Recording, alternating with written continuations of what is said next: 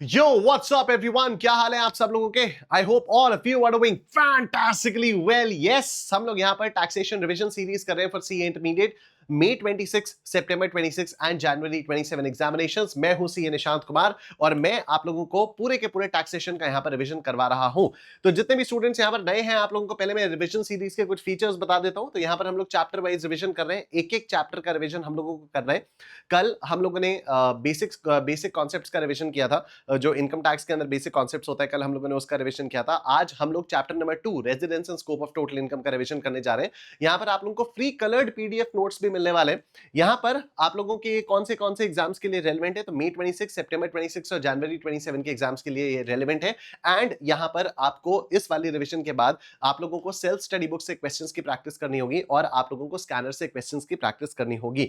मैं आप लोगों को एक बार शेड्यूल दिखा देता हूं। तो ये इनकम टैक्स का शेड्यूल है। हम लोगों ने कल यानी 10th मार्च को बेसिक्स ऑफ टैक्सेशन किया था और आज 11th मार्च को हम लोग residence and scope of total income लेकर आ गए। बिल्कुल जिस सीक्वेंस में आईसीएआई के स्टडी मटेरियल में टॉपिक्स दिए हुए हैं, उसी सीक्वेंस में हम लोग यहां पर भी रिवाइज करने वाले हैं, जिससे आप लोगों के लिए आसानी होगी कभी भी इसको लोकेट करने के लिए। और ये हमारा जीएसटी का शेड्यूल होगा। तो 25 ऑफ मार्च से हम लोग जीएसटी का रिवीजन करने जा रहे हैं।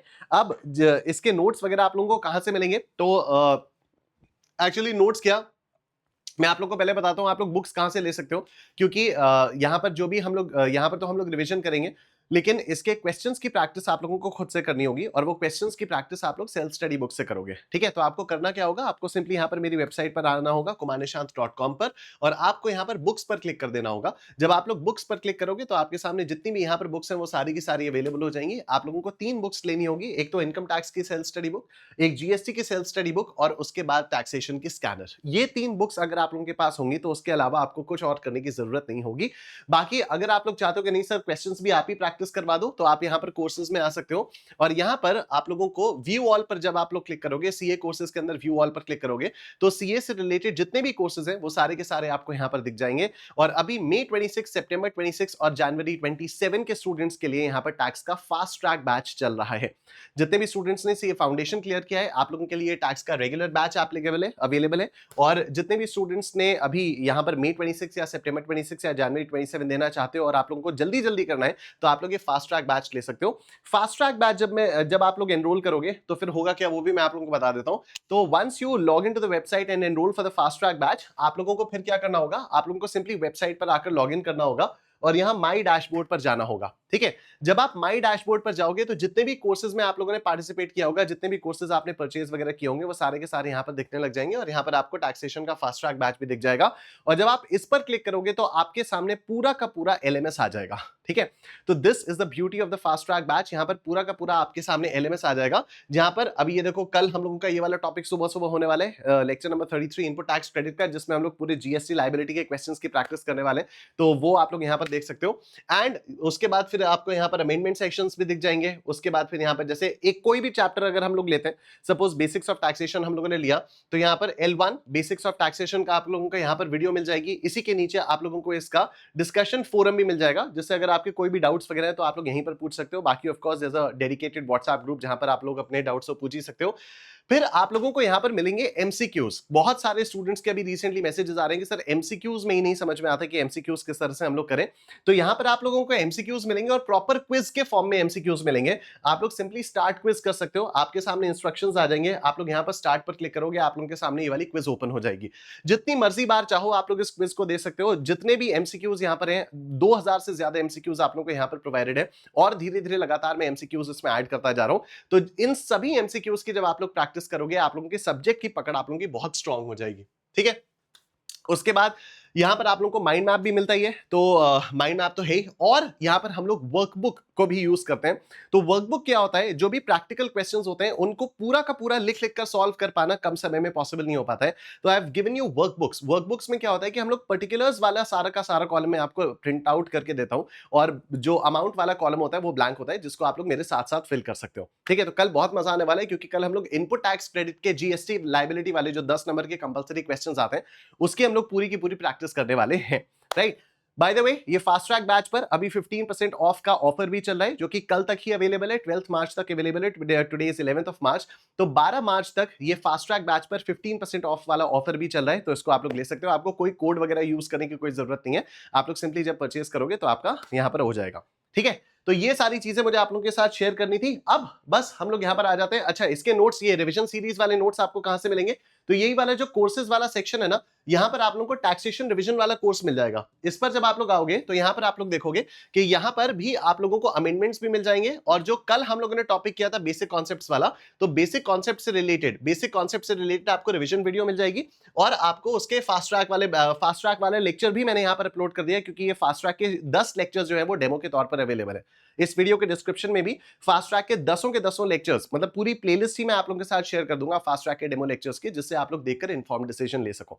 डन, बाकी ये सब है, एंड इसको आप लोग अपने आप से एक्सप्लोर कर सकते हो। आज जो हम लोग चैप्टर करने वाले हैं वो चैप्टर होने वाला है हमारा residence and scope of total income. ठीक है, तो अब हम लोग जो चैप्टर करेंगे वो चैप्टर होगा residence and scope of total income, और ये पूरा का पूरा मैं आपको कॉम्प्रिहेंसिव सेल्फ स्टडी बुक से ही पढ़ाऊंगा, क्योंकि जो भी इसकी समरी है वो कॉम्प्रिहेंसिव सेल्फ स्टडी बुक में ही आपको दी हुई है। ठीक है, और बाकी बुक्स वगैरह कैसे ऑर्डर करनी है वो मैं आपको बता चुका हूं। वीडियो को फटाफट से आप लोग लाइक कर दो। कल वाली रिवीजन सीरीज का जो सेशन हुआ था, बेसिक्स ऑफ टैक्सेशन वाला जो सेशन हुआ था, उस पर आप लोगों के इतने प्यारे कमेंट्स आए हैं और इतने बढ़िया लाइक्स आए हैं कि मजा आ गया, दिल खुश हो गया एकदम।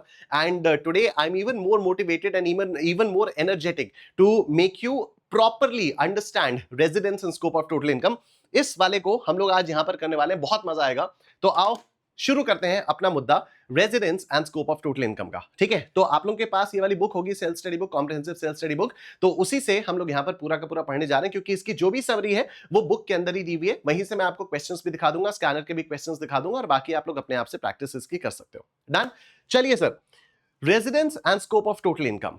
ठीक है, हम लोगों ने बेसिक्स ऑफ टैक्सेशन पढ़ते समय एक बात की थी कि जो भी रेजिडेंट इंडिविजुअल होता है जिसकी एज 60 इयर्स से ऊपर होती है, तो उसको हायर बेसिक एग्जेम्पशन लिमिट का बेनिफिट मिलता है। लेकिन जो नॉन रेजिडेंट इंडिविजुअल होता है जिसकी एज 60 इयर्स से ऊपर होती है, उसको हायर बेसिक एग्जेम्पशन लिमिट का बेनिफिट नहीं मिलता है। ठीक है, तो अब यहां पर हम लोग ये समझने जा रहे हैं कि यार रेजिडेंट कौन होता है, नॉन रेजिडेंट क्या होता है, और कौन कौन सी इनकम्स एक रेजिडेंट के लिए इंडिया में टैक्सेबल होती हैं, और कौन कौन सी इनकम्स एक नॉन रेजिडेंट के लिए इंडिया में टैक्सेबल हो जाती हैं। ठीक है, तो यहां पर बेसिकली हम लोग 3 सेक्शंस पढ़ते हैं। यहां पर हम लोग 3 सेक्शंस पढ़ते हैं। एक तो होता है हम लोगों का सेक्शन नंबर 5, एक होता है सेक्शन नंबर 6, और एक होता है सेक्शन नंबर 9। ठीक है, एक होता है सेक्शन 5, एक होता है सेक्शन 6, और एक होता है सेक्शन नंबर 9। सेक्शन 5 में हम लोग बात करते हैं स्कोप ऑफ टोटल इनकम के बारे में। ठीक है, सेक्शन 5 में हम लोग बात करेंगे scope of total income. Scope of total income का मतलब क्या हो गया? वही जो मैंने अभी आप लोगों को बताया कि अगर आप रेजिडेंट हो तो आपका आपकी कौन कौन सी इनकम इंडिया में टैक्सेबल होगी, अगर आप नॉन रेजिडेंट हो तो आपकी कौन कौन सी इनकम इंडिया में टैक्सेबल होगी। ये हम लोग सेक्शन 5 के बारे में यहां पर हम सेक्शन 5 में बात करते हैं। सेक्शन 6 में हम लोग बात करेंगे रेजिडेंशियल स्टेटस के बारे में। ठीक है, सेक्शन 6 में हम लोग बात करेंगे रेजिडेंशियल स्टेटस के बारे में, और सेक्शन 9 में क्या क्या चीजें हैं उनके बारे में भी हम लोग इवेंचुअली अभी बात कर लेंगे। ठीक है, लेकिन जो सबसे इंपॉर्टेंट 2 सेक्शंस हैं वो यही सेक्शंस हैं, एक तो सेक्शन 5 है और एक सेक्शन 6 है। और हम लोग सबसे पहले सेक्शन 6 से रिलेटेड अपना डिस्कशन स्टार्ट करेंगे, क्योंकि सेक्शन 6 जो है वो रेजिडेंशियल स्टेटस कैसे डिटरमिन किया जाता है उसके बारे में बताता है, और उसके बाद फिर हम लोग आगे बढ़ते हैं स्कोप ऑफ इनकम पे। तो हम लोग पहले सेक्शन 6 पढ़ेंगे, फिर सेक्शन 5 पढ़ेंगे, और उसके बाद जाकर हम लोग सेक्शन 9 पढ़ेंगे। बूम! और आप लोग यहां पर वीडियो को फटाफट से कर देंगे लाइक। मैं ये सारी चीजें यहां पर मिटा देता हूं। ठीक है, जैसे जैसे मैं मिटाता जाता हूं इसमें इरेजर जो है वो बड़ी होती जाती है। मस्ती है एकदम। ऑलराइट, चलो तो हम लोग सबसे पहले बात करते हैं यहां पर सेक्शन 6 के बारे में। ध्यान से मेरी बात सुनते रहना, बहुत ध्यान से आप लोग मेरी बात सुनना। रेजिडेंट का मतलब होता है जो इंसान मेजॉरिटी ऑफ द ईयर में इंडिया में पड़ा रहता है। ठीक है, जो इंसान मेजॉरिटी ऑफ द ईयर में इंडिया में रहता है उसी को कहा जाता है कि ये इस साल के लिए इंडिया का रेजिडेंट था। ठीक है, सिटीजनशिप अलग होती है, रेजिडेंशियल स्टेटस अलग होता है। सिटीजनशिप डिपेंड करती है बहुत सारे बाकी फैक्टर्स पर, लेकिन इंडिया में टैक्सेबिलिटी आपके इनकम की होगी या नहीं होगी वो डिपेंड करेगा कि आप इंडिया के रेजिडेंट थे या नहीं थे। और ये जो रेजिडेंशियल स्टेटस है ये हर साल बदलता रहता है। मैं प्रीवियस ईयर 25-26 में इंडिया का रेजिडेंट हो सकता हूं, प्रीवियस ईयर 26-27 में हो सकता है मैं इंडिया का रेजिडेंट ना हो सकता है प्रीवियस ईयर 27-28 में मैं फिर से इंडिया का रेजिडेंट हो जाऊं, हो सकता है प्रीवियस ईयर 28-29 में मैं इंडिया का रेजिडेंट फिर से ना रहूं। ठीक है, तो ये जो रेजिडेंशियल स्टेटस है ये हमारा साल दर साल डिपेंड करता है, डिपेंडिंग अपॉन आप कितने दिन इंडिया में रहे। बहुत ध्यान से सुनना, दिस इज वेरी इंटरेस्टिंग। और हाँ, एक और बहुत ही इंपॉर्टेंट बात मैं आपको बताना भूल गया रेजिडेंशियल स्टेटस से रिलेटेड। हर अटेम्प्ट में 6 मार्क्स का क्वेश्चन इससे आता ही आता है, क्वेश्चन नंबर 2A। ठीक है, question number 2A mostly residential status से आता है। हर अटेम्प्ट में 6 मार्क्स का क्वेश्चन आपको रेजिडेंशियल स्टेटस से मिल जाएगा। आप स्कैनर उठा के देखोगे तो आपको मिल जाएगा। मैं आपको स्कैनर दिखाई देता हूं। ये है स्कैनर, ठीक है, दिस इज स्कैनर। तो अब मैं आप लोगों को यहां पर दिखाता हूं। जैसे आप लोग ये देखो, ओहो ओहो ओहो, ये तो दूसरी कैटेगरी है आई गेस। नहीं, ये रहा स्कोप ऑफ टोटल इनकम। ठीक है, ये देखो, अगर आप लोग स्कैनर में देखो तो ये जनवरी 26 6 मार्क्स का क्वेश्चन आया हुआ है। ठीक है, जनवरी 26 ये 6 मार्क्स का क्वेश्चन आया हुआ है। फिर क्वेश्चन नंबर, ये तो एमटीपी का हो गया, ये भी 6 मार्क्स का क्वेश्चन हो गया। ठीक है, उसके बाद ये बाय द वे ये स्कैनर है, तो उसके बाद ये एमटीपी जनवरी 26 ये भी 6 मार्क्स का क्वेश्चन हो गया। Let me show you the PYQs. ठीक है, अब ये आरटीपी जनवरी 26 इसमें भी है। मतलब residential status is a very important chapter and it's a very simple chapter also. ठीक है, तो ये आरटीपी का क्वेश्चन हो गया यहाँ पर स्कैनर में। फिर ये देखो, हमने जनवरी 26 अभी देखा था, फिर सितंबर 25 6 मार्क्स का क्वेश्चन यहाँ पर भी आया हुआ है। ठीक है, उसके बाद इसके भी आरटीपीज और एमटीपीज के क्वेश्चंस आपको मिल जाएंगे। और उसके बाद फिर ये, ठीक है, फिर से आरटीपी सितंबर 25 का क्वेश्चन हो गया। और उसके बाद जब आप लोग यहाँ पर देखोगे तो उसके बाद लेट मी शो यू, ये मई 25 ये भी 6 मार्क्स का क्वेश्चन हो गया। जनवरी 26 में भी 6 मार्क्स का क्वेश्चन आया हुआ है। सितंबर 25 में भी 6 मार्क्स का क्वेश्चन आया हुआ है। मई 25 में भी 6 मार्क्स का क्वेश्चन आया हुआ है। ठीक है, ये एमटीपी मई 25 यहां पर भी आ गया।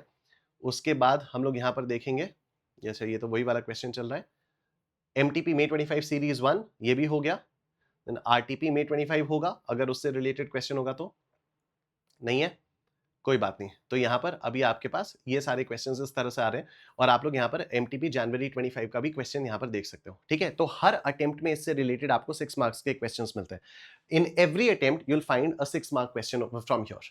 In every attempt, her attempt में आपको 6 मार्क्स से रिलेटेड यहाँ पर क्वेश्चन मिलेगा और वो आप लोग स्कैनर से अपने आप से देख सकते हो। ठीक है, तो इसलिए बस मैं आप लोगों को ये बताना चाह रहा हूं कि ये जो रेजिडेंशियल स्टेटस वाला चैप्टर है ना, this is actually extremely extremely important. ठीक है, तो देखो, हम लोग यहां पर क्या बात कर रहे थे? हम लोग यहां पर बात कर रहे थे कि रेजिडेंशियल स्टेटस, आपका रेजिडेंशियल स्टेटस डिपेंड करता है कि आप इंडिया में कितने दिनों के लिए थे। एकदम सिंपल सी बात है कि आपका रेजिडेंशियल स्टेटस, आप इंडिया के रेजिडेंट हो किसी भी एक पर्टिकुलर ईयर में या आप इंडिया के रेजिडेंट नहीं हो, वो डिपेंड करेगा कि आप उस साल के लिए इंडिया में कितने दिनों के लिए थे। अगर आप मेजॉरिटी ऑफ द पीरियड में इंडिया में थे, अगर आप मेजॉरिटी ऑफ द पीरियड के लिए इंडिया में थे, तब तो आप उस साल के लिए इंडिया के रेजिडेंट कहलाओगे। अदरवाइज आप उस साल के लिए इंडिया के रेजिडेंट नहीं कहलाओगे। अब मेजॉरिटी क्या होता है? 365 डेज का हमारा साल होता है। ठीक है, कैलकुलेटर देखता है, आइए जरा। 365 डेज का हम लोगों का साल होता है। इसको डिवाइडेड बाय 2 अगर करते हैं तो कितना आता है? 182.5। ठीक है, तो 182 डेज या उससे ज्यादा के लिए अगर आप इंडिया में रहते हो, तब तो आप इंडिया के रेजिडेंट हो, अदरवाइज आप इंडिया के रेजिडेंट नहीं हो। It's as simple as that. ठीक है, अगर आप 182 डेज या उससे ज्यादा के लिए इंडिया में रहते हो, तब तो आप इंडिया के रेजिडेंट हो, अदरवाइज आप इंडिया के रेजिडेंट नहीं हो। ठीक है, इतनी बात सबको क्लियर हो गई। अब यहां पर जो मैंने आपसे कहा था कि हम लोग सेक्शन 6 के बारे में बात करेंगे। सेक्शन 6 के अंदर भी हमारे पास 2 सब सेक्शंस आते हैं। बहुत ध्यान से सुनते रहना। All these things are very very important और इसी से रिलेटेड एग्जाम में क्वेश्चंस आते हैं। ठीक है, इसी से रिलेटेड एग्जाम में क्वेश्चंस आते हैं। अभी आप लोगों ने देखा इस कारण में कितने सारे क्वेश्चंस भरे हुए हैं इसके। ठीक है, तो इसी से रिलेटेड एग्जाम में क्वेश्चंस आते हैं। और जब हम लोगों को पता है कि question number 2A residential status वाले चैप्टर से ये आने वाला है, आप किसी भी अटेम्प्ट का पेपर उठाकर देख लो, almost most of the times आपको 2A रेजिडेंशियल स्टेटस से मिलेगा, नहीं तो हर अटेम्प्ट में आपको एक 6 नंबर का क्वेश्चन रेजिडेंशियल स्टेटस से तो मिलना ही मिल रहा है। तो ये पक्का आना है। ठीक है, क्वेश्चन ऑफ 6 मार्क्स इज पक्का going to come of residential status in your exams, right? तो फिर रिस्क लेने का कोई मतलब नहीं है। 6 नंबर का है, छोटा सा चैप्टर है, इसकी प्रैक्टिस करोगे आराम से आपके 6 नंबर पक्के हो जाएंगे, राइट? तो यहां पर आपको सेक्शन नंबर्स वगैरह सब कुछ याद होने चाहिए। डन। सेक्शन 6 के बारे में हम लोगों ने बात करनी स्टार्ट की थी। तो सेक्शन 6 जो है वो रेजिडेंशियल स्टेटस निकालने के तरीके बताता है और इसके अंदर 2 सब सेक्शंस होते हैं। एक तो हो जाता है हमारा सेक्शन 6(1) और एक हो जाता है सेक्शन 6(1)(a). ठीक है, एक क्या हो जाता है? एक होता है सेक्शन 6(1) और एक होता है सेक्शन 6(1)(a). हम लोग पहले 6(1) के बारे में बात करेंगे और उसके बाद फिर हम लोग 6(1)(a) के बारे में बात करेंगे। डन। पहले हम लोग 6(1) के बारे में बात करेंगे, फिर हम लोग सेक्शन 6(1)(a) के बारे में बात करेंगे। और ये जो 6(1) है, ये जो 6(1) है, इसके अंदर हम लोग 4 कैटेगरीज में अपने रेजिडेंशियल स्टेटस को निकालने के लिए रूल्स पढ़ेंगे। ठीक है, जो सेक्शन 6(1) है उसमें हम लोग रेजिडेंशियल स्टेटस निकालने के रूल्स जो है वो 4 कैटेगरीज में पढ़ेंगे। सबसे पहली कैटेगरी अपनी हो जाती है नॉर्मल बैलेंसिंग फिगर्स। ठीक है, 4 कैटेगरीज में हम लोगों को डिवाइड करना है। कैटेगरी 1, 2, 3 और 4। कैटेगरी 1 में कौन से लोग आते हैं? कैटेगरी 1 में वो लोग आते हैं जो 2, 3 और 4 में नहीं आते। ठीक है, अब मेरी बात ध्यान से सुनते रहना। कैटेगरी 2 में कौन से लोग आते हैं? तो सर कैटेगरी 2 में वो लोग आते हैं जो साल के बीच में देश छोड़कर देश के बाहर जाते हैं। मतलब अगर कोई प्रीवियस ईयर 25-26 में देश से देश के बाहर जाता है, अगर कोई प्रीवियस ईयर 25-26 में देश से देश के बाहर जाता है, तो वो इंसान क्या हो जाता है, वो इंसान रेजिडेंट है या नहीं है, उसके रूल्स कैसे पता चलेंगे? उसके रूल्स आपको कैटेगरी 2 से पता चलेंगे। ठीक है? अगर कोई इंसान देश में से देश के बाहर जाता है, साल भर में देश से देश के बाहर जाता है, तो उसका रेजिडेंशियल स्टेटस कैसे निकाला जाएगा, उसके रूल्स हम लोगों को कैटेगरी 2 में पता चलेंगे। कैटेगरीज 3 और 4 में क्या है? कैटेगरीज 3 और 4 में होता है कि अगर आप एक इंडियन सिटीजन हो या फिर आप एक पर्सन ऑफ इंडियन ओरिजिन हो और आप साल भर में देश के बाहर से देश में आ रहे हो, ठीक है? अगर आप साल भर में देश के बाहर से देश में आ रहे हो, ध्यान से सुनना, कैटेगरी 2 में क्या था? जब आप देश छोड़कर जा रहे हो। कैटेगरी 3 और 4 में क्या है? जब आप देश के अंदर आ रहे हो। ठीक है? कैटेगरी 2 में भी हम लोगों ने इंडियन सिटीजन के बारे में बात की थी और कैटेगरी 3 में हम लोगों ने बात की या तो इंडियन सिटीजन या फिर person of Indian origin. Category 4 में भी हम लोगों ने बात की या तो इंडियन सिटीजन या फिर person of Indian origin.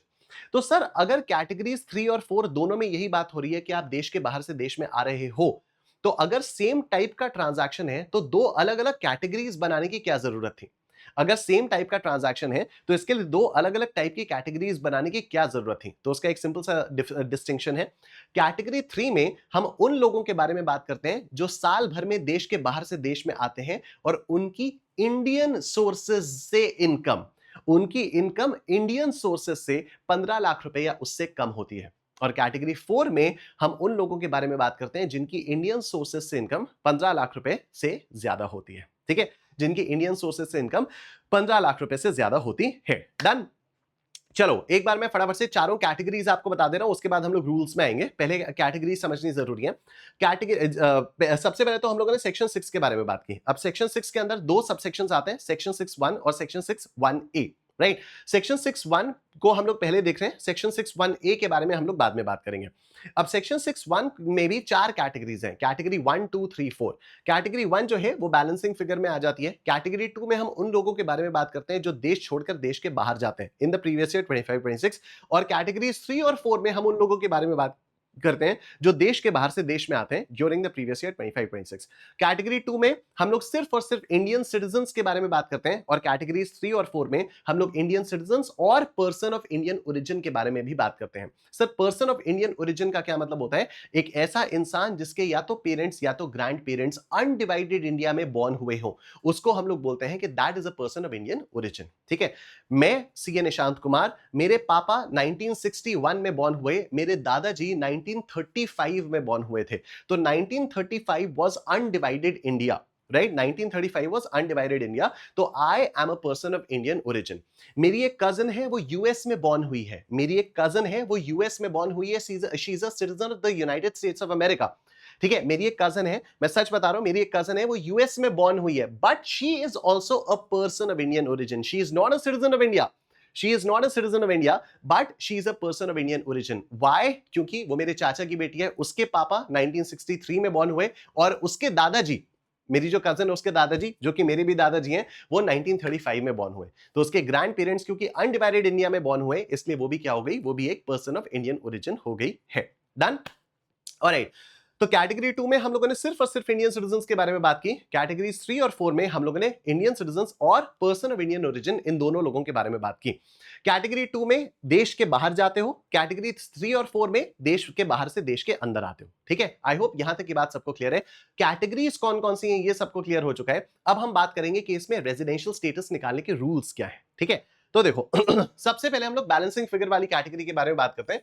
For individuals covered under columns, for individuals not covered under columns 2, 3, 4। ठीक है?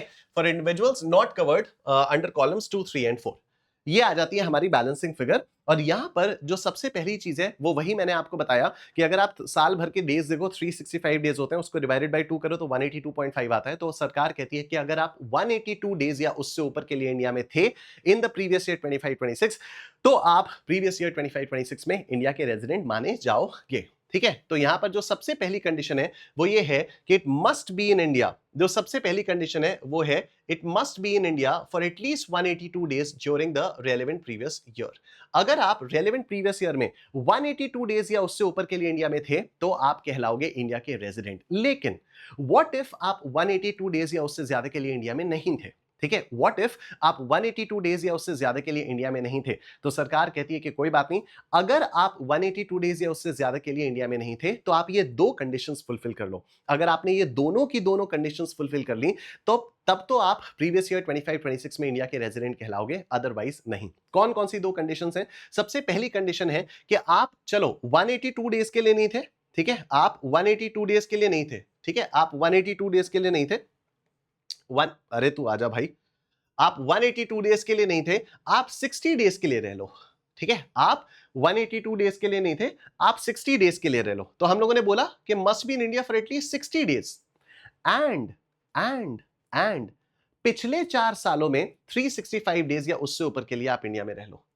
पिछले 4 सालों में 365 डेज या उससे ऊपर के लिए आप इंडिया में रह लो। मैं आपको एक सिंपल सा एग्जांपल देता हूं। सपोज हम लोग बात करते हैं प्रीवियस ईयर 25-26 की, ठीक है, अगर मैं बात करूं प्रीवियस ईयर 25-26 की, सपोज मैं इंडियन सिटीजन ही हूं, ठीक है, मैं प्रीवियस ईयर 25-26 के बारे में बात कर रहा हूं। मैं 1 अप्रैल 2025 से लेकर 1 अप्रैल 2025 से लेकर लेट्स से मैं 30 अप्रैल 2025 तक इंडिया में था, ठीक है, 1 अप्रैल 2025 से लेकर 30 अप्रैल 2025 तक मैं इंडिया में था। उसके बाद मैं 1 मई को बाहर चला गया, यूएस चला गया, ऐसे घूमने घामने चला गया, और उसके बाद में 1 जनवरी 2026 को वापस आया, ठीक है, और 1 जनवरी 26 से 31 मार्च 26 तक मैं इंडिया में था। डेज कैलकुलेट करो मैं कितने दिनों के लिए इंडिया में था। लेट्स कैलकुलेट द डेज कि मैं कितने दिनों के लिए इंडिया में था। कैलकुलेटर देवता आइए वापस, ठीक है, कैलकुलेटर देवता आ गए वापस, ठीक है। तो अब मैं यहां पर बात करता हूं कि 1 अप्रैल 2025, ठीक है, 1 अप्रैल 2025, तो अप्रैल से लेकर पूरे 30 दिन के लिए मैं इंडिया में था, तो 30 डेज अप्रैल के हो गए, 30 को ही मैं मान लो बाहर चला गया। लेट्स नॉट अज्यूम कि मैं 1 मई को बाहर गया, 30 अप्रैल को ही मान लेते हैं कि मैं बाहर चला गया, ठीक है, 30 अप्रैल को ही मैं मान लेता हूं, 30 अप्रैल को ही मान लेते हैं कि मैं बाहर चला गया। अब अगर मैं 30 अप्रैल को बाहर चला गया तो 30 अप्रैल इंडिया वाला दिन काउंट किया जाएगा या इंडिया के बाहर वाला दिन काउंट किया जाएगा? वो इंडिया वाला ही दिन काउंट किया जाएगा, ठीक है। तो ध्यान रखना, जिस दिन आप इंडिया छोड़कर इंडिया के बाहर जाते हो वो भी दिन इंडिया में काउंट किया जाता है, और जिस दिन आप इंडिया के बाहर से इंडिया में आते हो वो वाला दिन भी इंडिया में ही काउंट किया जाता है। तो अगर मैं 30 अप्रैल को इंडिया से बाहर गया तो 30 अप्रैल भी इंडिया ही माना जाएगा। तो 30 दिन अप्रैल में हो गए। फिर मैं सपोज 1 जनवरी को आया, तो जनवरी के 31 दिन, जनवरी के 31 डेज, प्लस फरवरी के 28 डेज, प्लस मार्च के 31 डेज, कितने दिन हो गए यहाँ पर? 120 डेज हो गए, 120 डेज हो गए। अब मुझे आप एक बात बताओ, क्या मैं 182 डेज से ज्यादा इंडिया में था? क्या मैं 182 डेज या उससे ज्यादा के लिए इंडिया में था? नहीं, मैं 182 डेज या उससे ज्यादा के लिए इंडिया में नहीं था। मैं कितने दिनों के लिए इंडिया में था? मैं 120 डेज के लिए इंडिया में था। तो क्या मैं 60 डेज से ज्यादा के लिए इंडिया में था? हाँ, मैं 60 डेज से ज्यादा के लिए इंडिया में था। इससे पहले मैं कभी भी बाहर नहीं गया था। तो पिछले 4 साल मतलब 24-25, 23-24, 22-23 और 21-22, पिछले 4 साल मतलब 24-25, 23-24, 22-23 और 21-22, इन चारों सालों में टोटल मिलाकर क्या मैं 365 डेज से ऊपर था? अगर ये दोनों कंडीशंस फुलफिल हो जाती हैं तो मैं प्रीवियस ईयर 25-26 में रेजिडेंट कहलाऊंगा, अदरवाइज मैं रेजिडेंट नहीं कहलाऊंगा, ठीक है। अगर ये दोनों कंडीशंस फुलफिल हो जाती हैं कि मैं 60 डेज या उससे ऊपर के लिए इंडिया में था एंड मैं पिछले 4 सालों में से 365 डेज या उससे ऊपर के लिए इंडिया में था, तब तो मैं इंडिया का रेजिडेंट कहलाऊंगा, अदरवाइज मैं इंडिया का रेजिडेंट बिल्कुल भी नहीं कहलाऊंगा। आई होप यहां तक की बात आप सब लोगों को समझ में आ रही है, और अगर आ रही है तो आप लोग एक बार फटाफट से वीडियो को लाइक कर देंगे और आप लोग यहां पर चैट बॉक्स में लिख देंगे बूम। चैट बॉक्स में क्या, बस आप लोग वीडियो को लाइक कर दीजिएगा और कमेंट सेक्शन में कुछ अच्छा सा प्यारा सा कमेंट डाल दीजिएगा, तो मैं और ज्यादा मोटिवेटेड हो जाऊंगा। डन, ये हो गया। तो अब मैं कैटेगरी 1 वाली कंडीशन आपको फिर से बता दे रहा हूं, बहुत ध्यान से मेरी बात सुनना। कैटेगरी 1, पहली बात तो बैलेंसिंग फिगर है, जो लोग कैटेगरी 2, 3 और 4 में फॉल नहीं करते वो कैटेगरी 1 में आ जाते हैं। अच्छा, एक डाउट आप लोगों का आ सकता है कि सर आपने अभी बताया आपके एग्जाम्पल में कि 1 अप्रैल से लेकर 30 अप्रैल तक आप इंडिया में थे, उसके बाद 30 अप्रैल को आप बाहर चले गए और फिर आप 1 जनवरी को आए, तो आप तो साल भर में देश छोड़कर देश के बाहर गए, तो आप कैटेगरी 2 में नहीं आ जाओगे क्या? नहीं, कैटेगरी 2 में वही लोग आते हैं जो देश छोड़कर देश के बाहर जाते हैं फॉर 2 स्पेसिफिक रीजंस। कौन कौन से 2 स्पेसिफिक रीजंस? कौन कौन से 2 स्पेसिफिक रीजंस मैं आपको बताता हूं।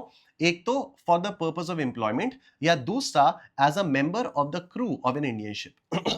ठीक है, अगर आप इन 2 पर्पसेस के लिए साल भर में देश छोड़कर देश के बाहर जाते हो तब आप कैटेगरी 2 में फॉल करते हो, अदरवाइज आप कैटेगरी 2 में फॉल नहीं करते हो, ठीक है। तो कैटेगरी 2 में जब मैंने आपको बताया कि देश के बाहर जाते हो आप, तो देश के बाहर जाने के 2 स्पेसिफिक पर्पसेस होते हैं। नंबर 1, अगर आप एम्प्लॉयमेंट के लिए बाहर जा रहे हो, अगर आप नौकरी के लिए बाहर जा रहे हो, एंड नंबर 2 अगर आप इंडियन शिप के क्रू मेंबर की तरह से बाहर जा रहे हो, अगर इन दो रीजंस की वजह से आप बाहर जाते हो, तभी आप कैटेगरी 2 में फॉल करोगे और तभी आपके लिए जो रेजिडेंशियल स्टेटस वाले रूल्स होंगे वो हम कैटेगरी 2 के हिसाब से देखेंगे, अदरवाइज हम कैटेगरी 2 के हिसाब से नहीं देखेंगे।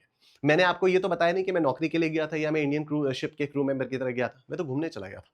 ठीक है, बहुत पैसा आ गया मेरे पास, मैं बस ऐसे ही घूमने चला गया था, तो इसलिए ये नहीं होगा। ठीक है, ऑलराइट, अब हम लोग चल रहे हैं आगे। हाँ, तो कैटेगरी 1 मैंने आप लोगों से कहा था कि मैं आपको कैटेगरी 1 एक बार रिवाइज करा देता हूं, फटाफट से, बहुत ध्यान से मेरी बात सुनना। तो अगर मैं इंडिया में, अगर मैं ना तो कैटेगरी 2 में फॉल करता हूं, ना तो कैटेगरी 3 में, ना ही कैटेगरी 4 में, तो मैं कैटेगरी 1 में फॉल करता हूं। और कैटेगरी 1 में हम लोगों ने कहा था कि अगर आप साल भर में 182 डेज या उससे ऊपर के लिए इंडिया में थे, तो फिर आप इंडिया के रेजिडेंट हो जाते हो। अगर आप 182 डेज या उससे ऊपर के लिए इंडिया में नहीं थे, तो दो कंडीशंस आपको फुलफिल करनी होंगी। अगर आपने दोनों कंडीशंस फुलफिल कर दी, तब तो आप इंडिया के रेजिडेंट हो, अदरवाइज आप इंडिया के रेजिडेंट नहीं हो। कौन कौन सी दो कंडीशंस? कि आप 60 डेज या उससे ऊपर के लिए इंडिया में रह लो, एंड दूसरी चीज, आप पिछले 4 सालों में 365 डेज या फिर उससे ऊपर के लिए आपको इंडिया में रहना होगा। अगर ये दोनों कंडीशंस फुलफिल हो जाती हैं, तब तो आप प्रीवियस ईयर 25-26 में इंडिया के रेजिडेंट थे, अदरवाइज आप प्रीवियस ईयर 25-26 में इंडिया के रेजिडेंट नहीं थे। डन। कैटेगरी 2, कैटेगरी 2 में हम लोगों ने क्या बात की? कैटेगरी 2 में हम लोगों ने बात की कि अगर आप साल भर में देश छोड़कर देश के बाहर जा रहे हो, दो पर्टिकुलर रीजंस की वजह से, या तो आप नौकरी के लिए जा रहे हो, या तो आप इंडियन शिप के क्रू मेंबर की तरह से जा रहे हो, तो आप कैटेगरी 2 में फॉल करते हो। अब अगर आप कैटेगरी 2 में फॉल करते हो, तो what conditions should you fulfil to become a resident for the previous year 25-26? You should stay in India for 182 days or more during the previous year. ठीक है, अगर आप 182 डेज या उससे ऊपर के लिए must be in India for at least 182 days. ओहो, मिटा ही दिया, काट ही दिया। अंडू कहां से होता है? अंडू कहां से होता है? कहीं से तो होता होगा अंडू। चलो कोई बात नहीं, नहीं समझ में आ रहा, ये होता है अंडू। ठीक है, ये रहा। तो must be in India for 182 days or more during the relevant previous year. ठीक है, तो ये तो सेम हो गई जो यहां पर थी, must be in India for at least 182 days or more during the relevant previous year, वो यहां पर आ गया। लेकिन जैसे यहां पर ये दो ऑप्शनल कंडीशंस भी थी ना, कि चलो 60 दिन रह लो और पिछले 4 सालों में 365 दिन रह लो, तो भी आप रेजिडेंट बन जाओगे, वो चीज यहां पर नहीं है।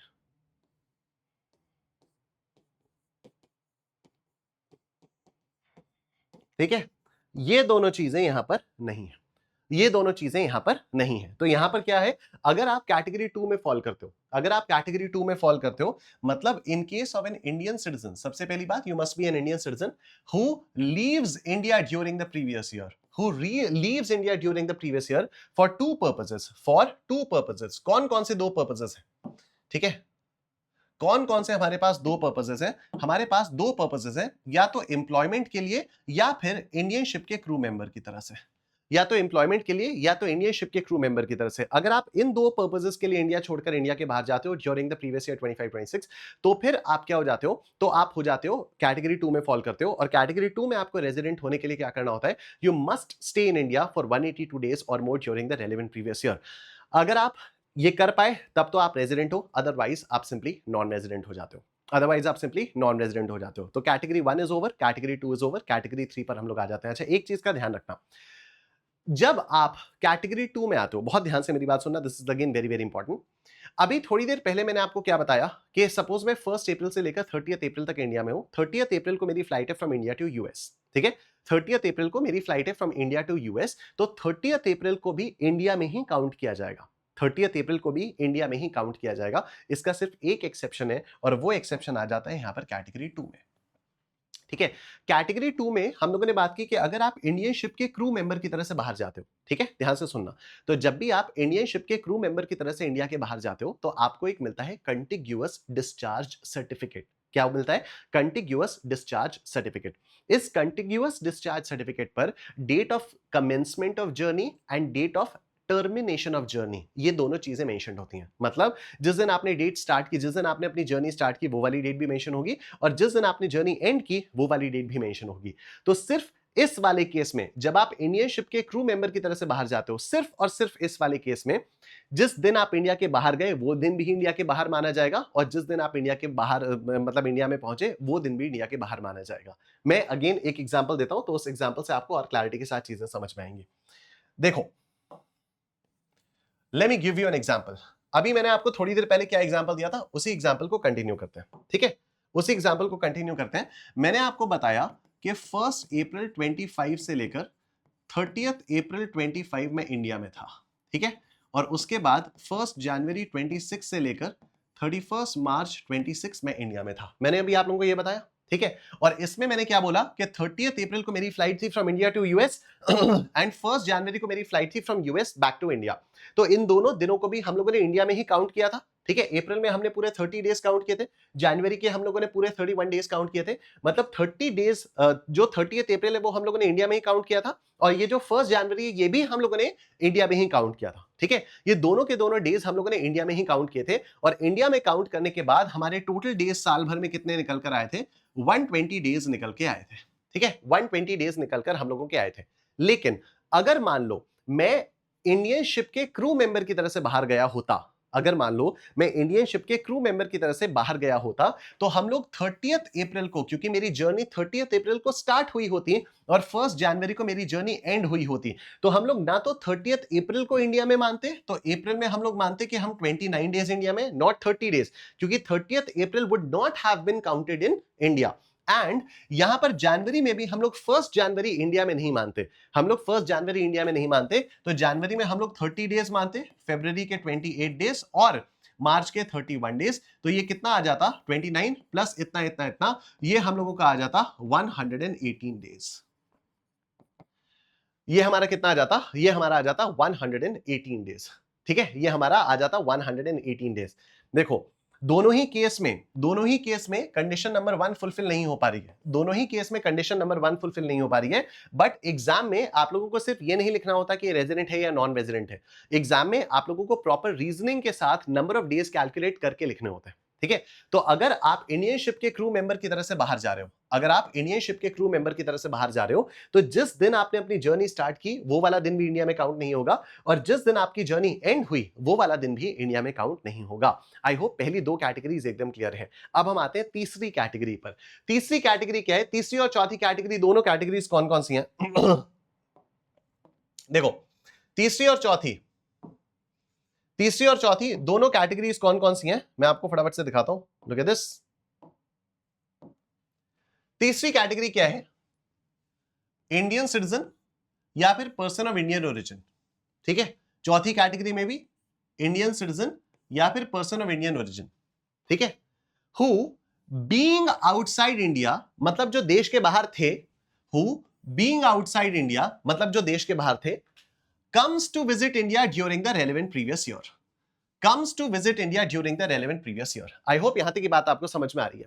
कैटेगरीज 3 और 4 में दोनों में सेम बात बोली गई है कि अगर आप एक इंडियन सिटीजन हो या फिर आप एक पर्सन ऑफ इंडियन ओरिजिन हो, आप इंडिया के बाहर थे, हु बीइंग आउटसाइड इंडिया। जैसे मेरे जो चाचा हैं जिनकी बेटी के बारे में अभी मैंने आपको बताया, जिस कजन के बारे में मैंने आपको बताया, तो my chacha has been staying in US for the last 30 years, ठीक है। तो he is a person of Indian origin, ठीक है। He is not a citizen of India anymore, क्योंकि he is obtain the citizenship of US now, तो he is not a citizen of India anymore, but he stays outside India, but he visits India. He visits India. तो वो category 3 और 4 में fall करते हैं, ठीक है। जो इंडियन ओरिजिन के हैं लेकिन इंडिया के बाहर से वो इंडिया में आ रहे हैं during the relevant previous year. Sir what is the difference between categories 3 and 4? वही मैंने आपको बताया, कैटेगरी 3 में हम उन लोगों के बारे में बात करते हैं जिनकी इंडियन सोर्सेस इनकम 15 लाख रुपए से कम होती है, और कैटेगरी 4 में हम लोग उन लोगों के बारे में बात करते हैं जिनकी इंडियन सोर्सेस इनकम 15 लाख रुपए से ज्यादा होती है।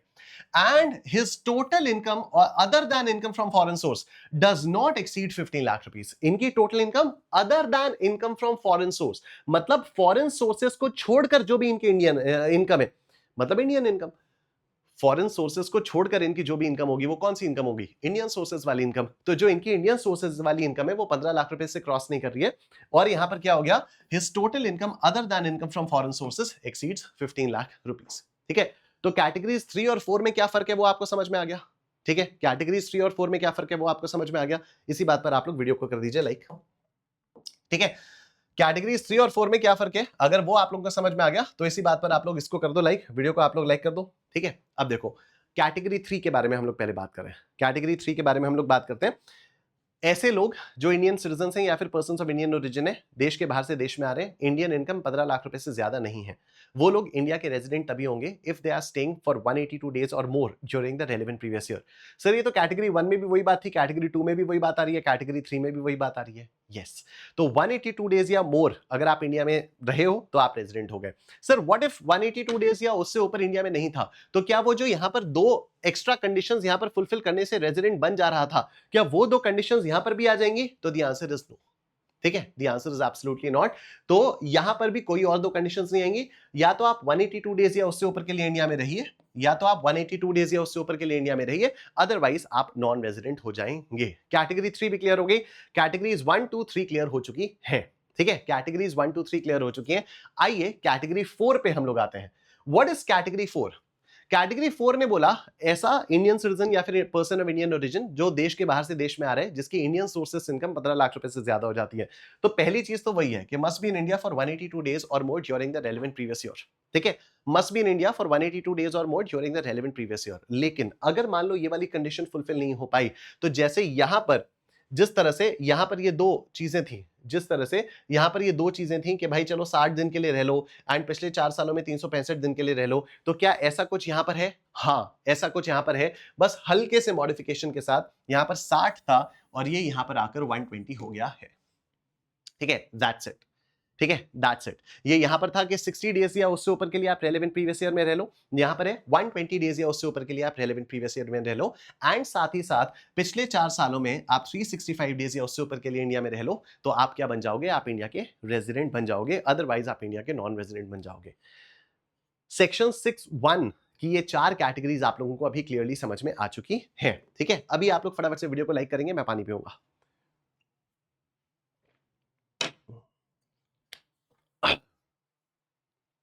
ठीक है, तो सेक्शन 6(1) की ये 4 कैटेगरीज है। Category 1 general category, balancing figure. Category 2 अगर आप इंडिया से बाहर जाते हो एज अ या तो नौकरी के लिए जाते हो, या तो एम्प्लॉयमेंट के पर्पसेस के लिए जाते हो, या तो इंडियन शिप के क्रू मेंबर की तरह से जाते हो। कैटेगरीज 3 और 4 में अगर आप इंडिया के सिटीजन हो या फिर पर्सन ऑफ इंडियन ओरिजिन हो और आप इंडिया के बाहर से इंडिया में आ रहे हो तो, ठीक है, या तो आप पर्सन ऑफ इंडियन ओरिजिन हो या फिर आप सिटीजन ऑफ इंडिया हो और आप अगर इंडिया के बाहर से इंडिया में आ रहे हो तो। डन। कैटेगरी 3 में ये है कि इंडियन सोर्सेज से आपकी इनकम, इंडियन सोर्सेज से जो भी आपकी इनकम है वो 15 लाख रुपीज या उससे कम होनी चाहिए। कैटेगरी 4 में है कि इंडियन सोर्सेज से जो भी आपकी इनकम है वो 15 लाख रुपीज से ज्यादा होनी चाहिए। अब कंडीशंस देखते हैं। कैटेगरी 1 में आपको इंडिया में रहना पड़ेगा for 182 days or more during the relevant previous year. लेकिन अगर आप नहीं रह पाए तो आप 30 डे तो आप 60 डेज के लिए रह लीजिए, लेकिन पिछले 4 सालों में आप 365 डेज के लिए आपको कम से कम होना पड़ेगा। कैटेगरी 2 में सिर्फ 182 डेज वाली कंडीशन है। कैटेगरी 3 में भी सिर्फ 182 डेज वाली कंडीशन है। कैटेगरी 4 में 182 डेज वाली कंडीशन तो है ही, लेकिन साथ ही साथ ये भी है कि अगर आप 182 डेज या उससे ऊपर के लिए इंडिया में नहीं थे तो आप 120 डेज या उससे ऊपर के लिए इंडिया में रह लीजिए, एंड पिछले 4 सालों में 365 डेज या उससे ऊपर के लिए इंडिया में रह लीजिए। अगर ये दोनों कंडीशंस फुलफिल हो जाती हैं तो भी आप रेजिडेंट हो जाते हो, अदरवाइज आप एक नॉन रेजिडेंट हो जाते हो। आई होप यहां तक की बात आप सबको समझ में आ गई है, और अगर आ गई है तो आप लोग फटाफट से कर दो वीडियो को लाइक, और मैं आप लोगों को अब एक और बड़ा इंटरेस्टिंग कॉन्सेप्ट समझाने वाला हूं। मैं आप लोगों को अब एक बड़ा ही इंटरेस्टिंग कॉन्सेप्ट समझाने वाला हूं, and that is the concept of ordinary resident. Sir ये क्या बवाल है? ये क्या बवाल है? Ordinary resident. अभी तक तो हम लोगों ने रेजिडेंट और नॉन रेजिडेंट समझा, अब ये ऑर्डिनरी रेजिडेंट क्या हो जाता है? तो देखो, रेजिडेंट का मतलब क्या हो गया कि आप प्रीवियस ईयर 25-26 में कितने दिनों के लिए इंडिया में थे। ठीक है, रेजिडेंट का मतलब ये हो गया कि आप प्रीवियस ईयर 25-26 में कितने दिनों के लिए इंडिया में थे। ऑर्डिनरी रेजिडेंट आप कब कहलाते हो? ऑर्डिनरी रेजिडेंट, अच्छा नाम में ही समझ में आता है, नाम में समझ में आ रहा है ऑर्डिनरी रेजिडेंट। तो क्या कोई नॉन रेजिडेंट ऑर्डिनरी रेजिडेंट हो सकता है? नहीं। कोई नॉन रेजिडेंट ऑर्डिनरी रेजिडेंट कैसे हो सकता है? जब वो रेजिडेंट ही नहीं है तो वो ऑर्डिनरी रेजिडेंट कैसे हो सकता है? ठीक है, तो ऑर्डिनरी रेजिडेंट होने का सिंपल भाषा में मतलब है कि भाई प्रीवियस ईयर 25-26 में तो इंडिया में था ही, वैसे भी इंडिया में ही पड़ा रहता है, ये बाहर थोड़ी जाता है ज्यादा। ठीक है, प्रीवियस ईयर 25-26 में तो ये इंडिया में था ही, इंडिया का रेजिडेंट था ही, वैसे भी इंडिया का ही रेजिडेंट रहता है यार, वैसे भी कहीं बाहर बाहर नहीं जाता। ठीक है, तो अगर आप आम तौर पर इंडिया में ही पड़े रहते हो तो वो हो गया रेजिडेंट एंड ऑर्डिनरी रेजिडेंट। लेकिन अगर आप आम तौर पर इंडिया पर नहीं पड़े रहते, इंडिया में नहीं पड़े रहते, तो वो हो जाता है resident but not ordinary resident. ठीक है, तो रेजिडेंट एंड ऑर्डिनरीली रेजिडेंट, इसको बोला जाता है resident and ordinarily resident, resident but not ordinarily resident. तो यहां पर बेसिकली 3 चीजें हो जाती हैं। ठीक है, यहां पर 3 चीजें हो जाती हैं। अगर मैं आप लोगों को यहां पर दिखाऊं कि जो आपका रेजिडेंशियल स्टेटस है, जो आप लोगों का यहां पर रेजिडेंशियल स्टेटस होता है ना, ये दो पार्ट्स में आया, एक तो आ गया ये रेजिडेंट, ठीक है, और एक ये आ गया नॉन रेजिडेंट। रेजिडेंट और नॉन रेजिडेंट, रेजिडेंट के अंदर भी हम लोगों के पास दो चीजें हो गई, रेजिडेंट एंड ऑर्डिनरीली रेजिडेंट, और resident but not ordinarily resident, ठीक है, रेजिडेंट एंड ऑर्डिनरीली रेजिडेंट, और दूसरा हो गया resident but not ordinarily resident. I hope यहां तक आपको बात समझ में आ रही है। अब सर रेजिडेंट कौन होगा ये तो पता चल गया, इन चारों कैटेगरीज में हम लोगों ने कंडीशंस देख ली, but how will we know whether a person is ordinarily resident or not? How will we know whether a person is ordinarily resident or not? तो ऑर्डिनरीली रेजिडेंट होने के लिए दो कंडीशंस फुलफिल करनी होती हैं, और वो दोनों की दोनों कंडीशंस आपको फुलफिल करनी होती हैं, ठीक है। ऑर्डिनरीली रेजिडेंट होने के लिए आपको दो कंडीशंस फुलफिल करनी होती हैं, और वो दोनों की दोनों ही कंडीशंस फुलफिल करनी होती हैं। कौन कौन सी दो कंडीशंस हैं? ये है कि आप पिछले 10 में से 2 सालों के लिए इंडिया के रेजिडेंट होने चाहिए। आप पिछले 10 में से 2 सालों के लिए इंडिया के रेजिडेंट होने चाहिए, कम से कम 2 सालों के लिए, 2 या 2 से ज्यादा सालों के लिए, ठीक है, 2 या 2 से ज्यादा सालों के लिए आप पिछले 10 में से 2 या 2 से ज्यादा सालों के लिए इंडिया के रेजिडेंट होने चाहिए, नंबर 1।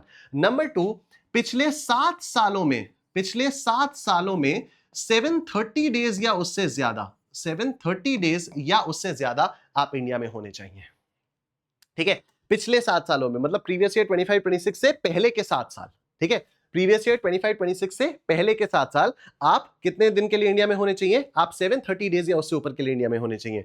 इन दोनों कंडीशंस को कहा जाता है एडिशनल कंडीशंस। अभी तक हम लोगों ने ये जो 4 कैटेगरीज पढ़ी ये थी बेसिक कंडीशंस। ये क्या थी? ये थी बेसिक कंडीशंस। और ये जो दो एडिशनल कंडीशंस मैंने आप लोगों को बताई कि आप पिछले 10 में से 2 या 2 से ज्यादा सालों के लिए इंडिया के रेजिडेंट थे, एंड आप पिछले 7 सालों में से 730 डेज या उससे ज्यादा के लिए इंडिया में रह रहे थे। अगर ये दोनों कंडीशंस फुलफिल हो जाती हैं तब तो आप होते हो रेजिडेंट एंड ऑर्डिनरीली रेजिडेंट, और अगर इन दोनों में से कोई भी एक कंडीशन फुलफिल नहीं होती है तो आप हो जाते हो resident but not ordinarily resident, ठीक है। इन दोनों में से एक भी कंडीशन अगर फुलफिल नहीं होती तो आप क्या हो जाते हो? आप हो जाते हो resident but not ordinarily resident. Simple, simple हो गया ये।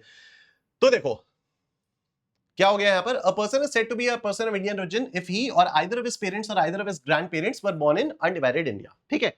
अब देखो conditions to be satisfied to be a resident and ordinarily resident in India, ठीक है। Conditions to be satisfied to be a resident and ordinarily resident in India, बहुत ध्यान से सुनना। सबसे पहली बात, should be a resident in India for at least 2 out of 10 previous years. Should be a resident in India for at least 2 out of 10 previous years preceding the relevant previous year, and should be in India for at least 730 days during the 7 preceding years.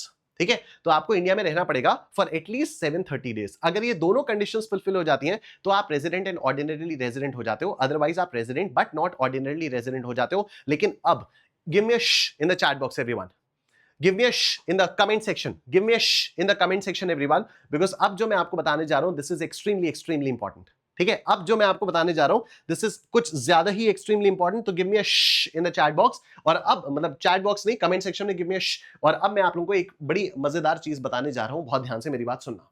देखो देखो look at this, ये सारी चीजें मैं हटा देता हूं, ठीक है, ये सारी चीजें मैंने हटा दी, और अब मेरी बात आप लोग बहुत ध्यान से सुनोगे। सपोज आप कैटेगरी 1 में फॉल करते हो, आई टेक सम टाइम, मैं 5 मिनट लूंगा, लेकिन ये 5 मिनट बहुत ज्यादा इंपॉर्टेंट होने वाले हैं, ठीक है, 5 मिनट लूंगा। सपोज आप कैटेगरी 1 में फॉल करते हो, ठीक है, सपोज आप कैटेगरी 1 में फॉल करते हो, अगर आप 182 डेज या उससे ऊपर के लिए इंडिया में थे तो आप रेजिडेंट हो गए, हाँ। अगर आपने वो दोनों एडिशनल कंडीशंस फुलफिल कर ली तो आप ROR हो गए, हाँ। लेकिन अगर दोनों में से कोई भी एक एडिशनल कंडीशन फुलफिल नहीं हो तो आप RNOR हो गए, हाँ। अगर मान लो आपने ये वाली कंडीशन फुलफिल नहीं की लेकिन आपने ये दोनों कंडीशंस फुलफिल कर ली तो क्या आप रेजिडेंट हो गए? हाँ। ROR होने के लिए वो दोनों एडिशनल कंडीशंस फुलफिल करनी पड़ेंगी। अगर उन दोनों में से कोई भी एडिशनल कंडीशन फुलफिल नहीं हुई तो आप बाय डिफॉल्ट RNOR हो जाओगे। डन। कैटेगरी 2 में आते हैं। कैटेगरी 2 में आप हो, इंडिया के बाहर जा रहे हो, आप इंडिया से इंडिया के बाहर जा रहे हो, या तो नौकरी के लिए या तो इंडियन शिप के क्रू मेंबर की तरह से। अगर आप 182 डेज या उससे ऊपर के लिए इंडिया में थे तो क्या आप इंडिया के रेजिडेंट हो? हाँ, आप इंडिया के रेजिडेंट हो। ROR होने के लिए आपको दोनों के दोनों एडिशनल कंडीशंस फुलफिल करनी पड़ेंगी। अगर दोनों में से एक भी एडिशनल कंडीशन फुलफिल नहीं की तो आप RNOR हो जाओगे। Yes yes.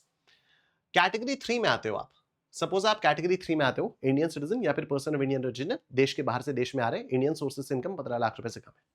अगर आप 182 डेज या उससे ऊपर के लिए इंडिया में रहते हो तो क्या आप इंडिया के रेजिडेंट हो? हाँ। आरओआर होने के लिए आपको पिछले वो दोनों की दोनों एडिशनल कंडीशंस फुलफिल करनी पड़ेंगी। ठीक, आरओआर होने के लिए आपको वो दोनों एडिशनल कंडीशंस फुलफिल करनी पड़ेंगी।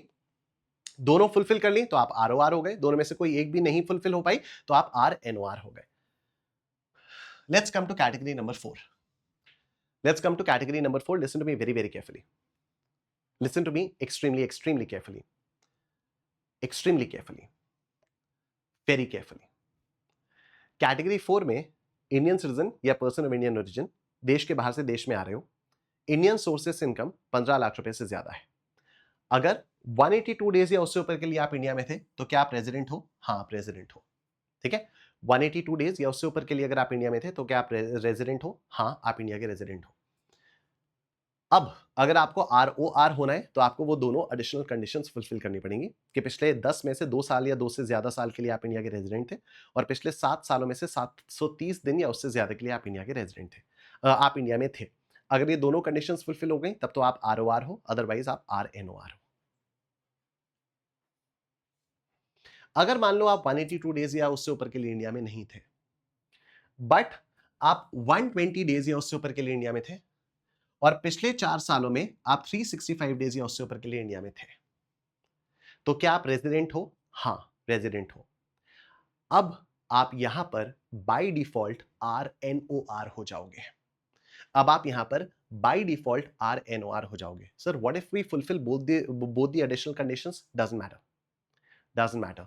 अगर आप इन दो कंडीशंस की वजह से रेजिडेंट हो रहे हो, अगर आप इन दो कंडीशंस की वजह से रेजिडेंट हो रहे हो तो आप बाय डिफॉल्ट आरएनओआर बन जाते हो। ठीक है, अगर आप इन दो कंडीशंस की वजह से रेजिडेंट हो रहे हो तो आप बाय डिफॉल्ट आरएनओआर बन जाते हो, आप आरओआर नहीं बन सकते। डन।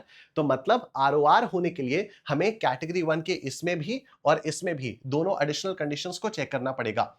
हमें कैटेगरी 2 के इसमें दोनों एडिशनल कंडीशंस को चेक करना पड़ेगा, कैटेगरी 3 के इसमें दोनों एडिशनल कंडीशंस को चेक करना पड़ेगा, कैटेगरी 4 के इसमें दोनों एडिशनल कंडीशंस को चेक करना पड़ेगा। लेकिन इसमें हम लोगों को एडिशनल कंडीशन चेक करने की कोई जरूरत नहीं है, बिकॉज अगर कोई इसके हिसाब से रेजिडेंट है तो वो बाय डिफॉल्ट आरएनओआर है।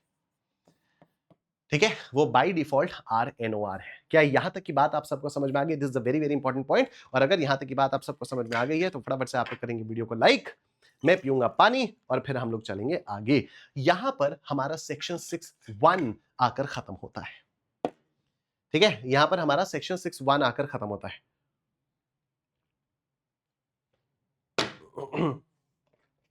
Done.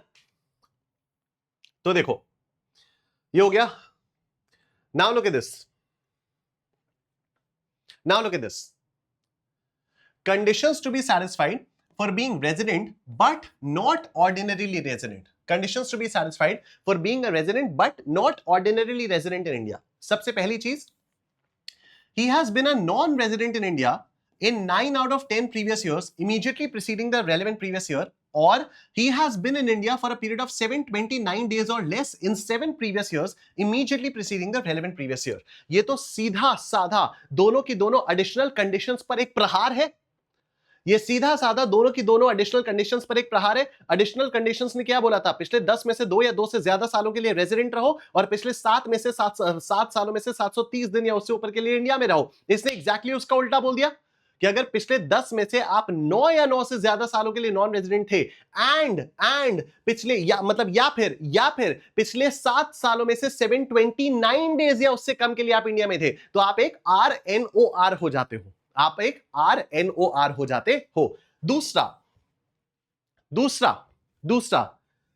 he is a citizen of India or a person of Indian origin having total income other than income from foreign sources exceeding 15 lakh rupees during the previous year, who has been in India for a period or periods amounting in all to 120 days or more but less than 182 days.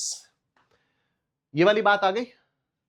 आप 120 days या उससे ऊपर के लिए India में थे, citizen of India, person of Indian origin, Indian sources से उसकी इनकम 15 लाख रुपए से ज्यादा है, और आप 120 डेज या उससे ऊपर के लिए इंडिया में थे, 182 डेज से कम, लेकिन 120 डेज से ज्यादा के लिए अगर आप इंडिया में थे तो बाय डिफॉल्ट आप हो गए RNOR। बाय डिफॉल्ट आप क्या हो गए? बाय डिफॉल्ट आप हो गए RNOR।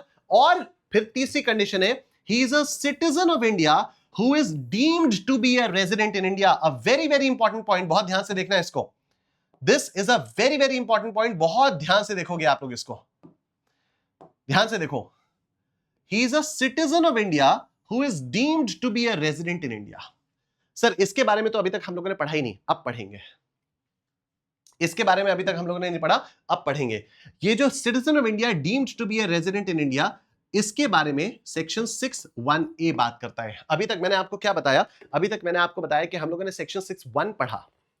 अभी तक हम लोगों ने सेक्शन 6(1) पढ़ा, 6(1)(a) पर तो अब हम लोग आ रहे हैं। सेक्शन 6(1)(a) क्या कहता है कि अगर आप इंडिया के सिटीजन हो, पर्सन ऑफ इंडियन ओरिजिन के बारे में नहीं बात कर रहे हैं, अगर आप इंडिया के सिटीजन हो और आप किसी दूसरे देश में रहते हो, उस दूसरे देश में आपको टैक्स नहीं देना पड़ता, क्योंकि वो देश एक टैक्स हेवन है। For example Dubai. मजे की बात है, मेरे एक कजन चाचा हैं, वो दुबई में भी रहते हैं and he has been staying in Dubai for a long long time now. ठीक है, तो अब वो जब दुबई में है तो क्या उनको दुबई की गवर्नमेंट को इनकम टैक्स पे करना है? नहीं, उनको दुबई में इनकम टैक्स पे नहीं करना, क्योंकि दुबई इनकम टैक्स का हेवन है। ठीक है, दुबई में बहुत सारे और टैक्सेस लगते हैं जिसके बारे में कोई आपको नहीं बताता, कोई इन्फ्लुएंसर, कोई टीवी चैनल, कोई आपको नहीं बताएगा। जो दुबई में घूम के भी आएंगे वो भी पता नहीं क्यों नहीं बताते कि दुबई में बहुत सारे चार्जेस लगते हैं। लेकिन मैं आपको बता देता हूं, मैं भी गया था पिछले साल Dubai and I also met those cousins जो वहां पर है, तो उन्होंने बताया कि भैया यहाँ पर टैक्सेस इनकम टैक्स के नाम से कुछ नहीं होता, लेकिन इनकम टैक्स के अलावा पता नहीं कौन सी चार्जेस, कौन सी फीस के नाम से लोग पैसे लेते ही रहते हैं। ठीक है, but anyway let's not get in that. The point is कि दुबई में अगर आप रह रहे हो, आप इंडिया के सिटीजन हो, Dubai will never give you it's citizenship. Dubai कभी भी आपको सिटीजनशिप नहीं देता, कितना भी पैसा दे दो दुबई आपको सिटीजनशिप देता ही नहीं है। ठीक है, तो अगर आप दुबई में रहते हो, तो आप इंडिया के सिटीजन हो, तो आपको वहां पर टैक्स नहीं पे करना पड़ता। अगर आप इंडियन सिटीजन हो लेकिन आपको किसी दूसरे देश में टैक्स नहीं पे करना पड़ता, अगर आप इंडियन सिटीजन हो आपको किसी दूसरे देश में टैक्स नहीं पे करना पड़ता, एंड आपकी इंडियन सोर्सेस से इनकम 15 लाख रुपए से ज्यादा है, तो आप भले एक भी दिन के लिए इंडिया में मत रहो, लेकिन आप एक डीम्ड रेजिडेंट इंडिया के हो जाओगे। और अगर आप एक डीम्ड रेजिडेंट हो तो आप बाय डिफॉल्ट RNOR हो जाते हो। देखो ध्यान से देखना। an individual being an Indian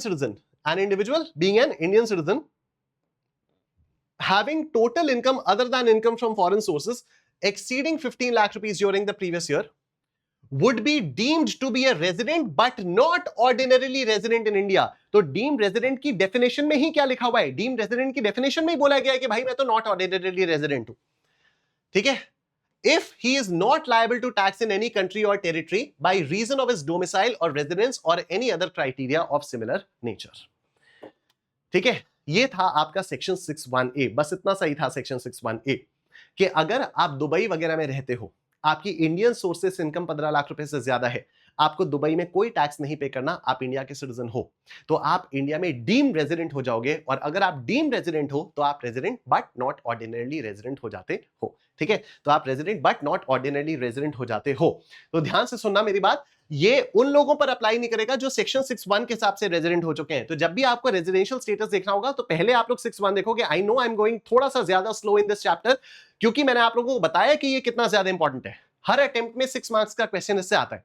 ठीक है, हर अटेम्प्ट में विदाउट फेल 6 मार्क्स का क्वेश्चन रेजिडेंशियल स्टेटस से आते हैं। तो I know I am going a little slow, लेकिन ये जरूरी है, ये सारी की सारी चीजें आप लोगों के लिए समझनी जरूरी है। इसके बाद अब जब आप लोग ये क्वेश्चंस की प्रैक्टिस करोगे ना, सेल्फ स्टडी बुक से और स्कैनर से जब आप क्वेश्चंस की प्रैक्टिस करोगे, तो आपको रियलाइज होगा कि हाँ कितना ज्यादा इंपॉर्टेंट था इस चीज को इतना डेप्थ में जाकर समझना।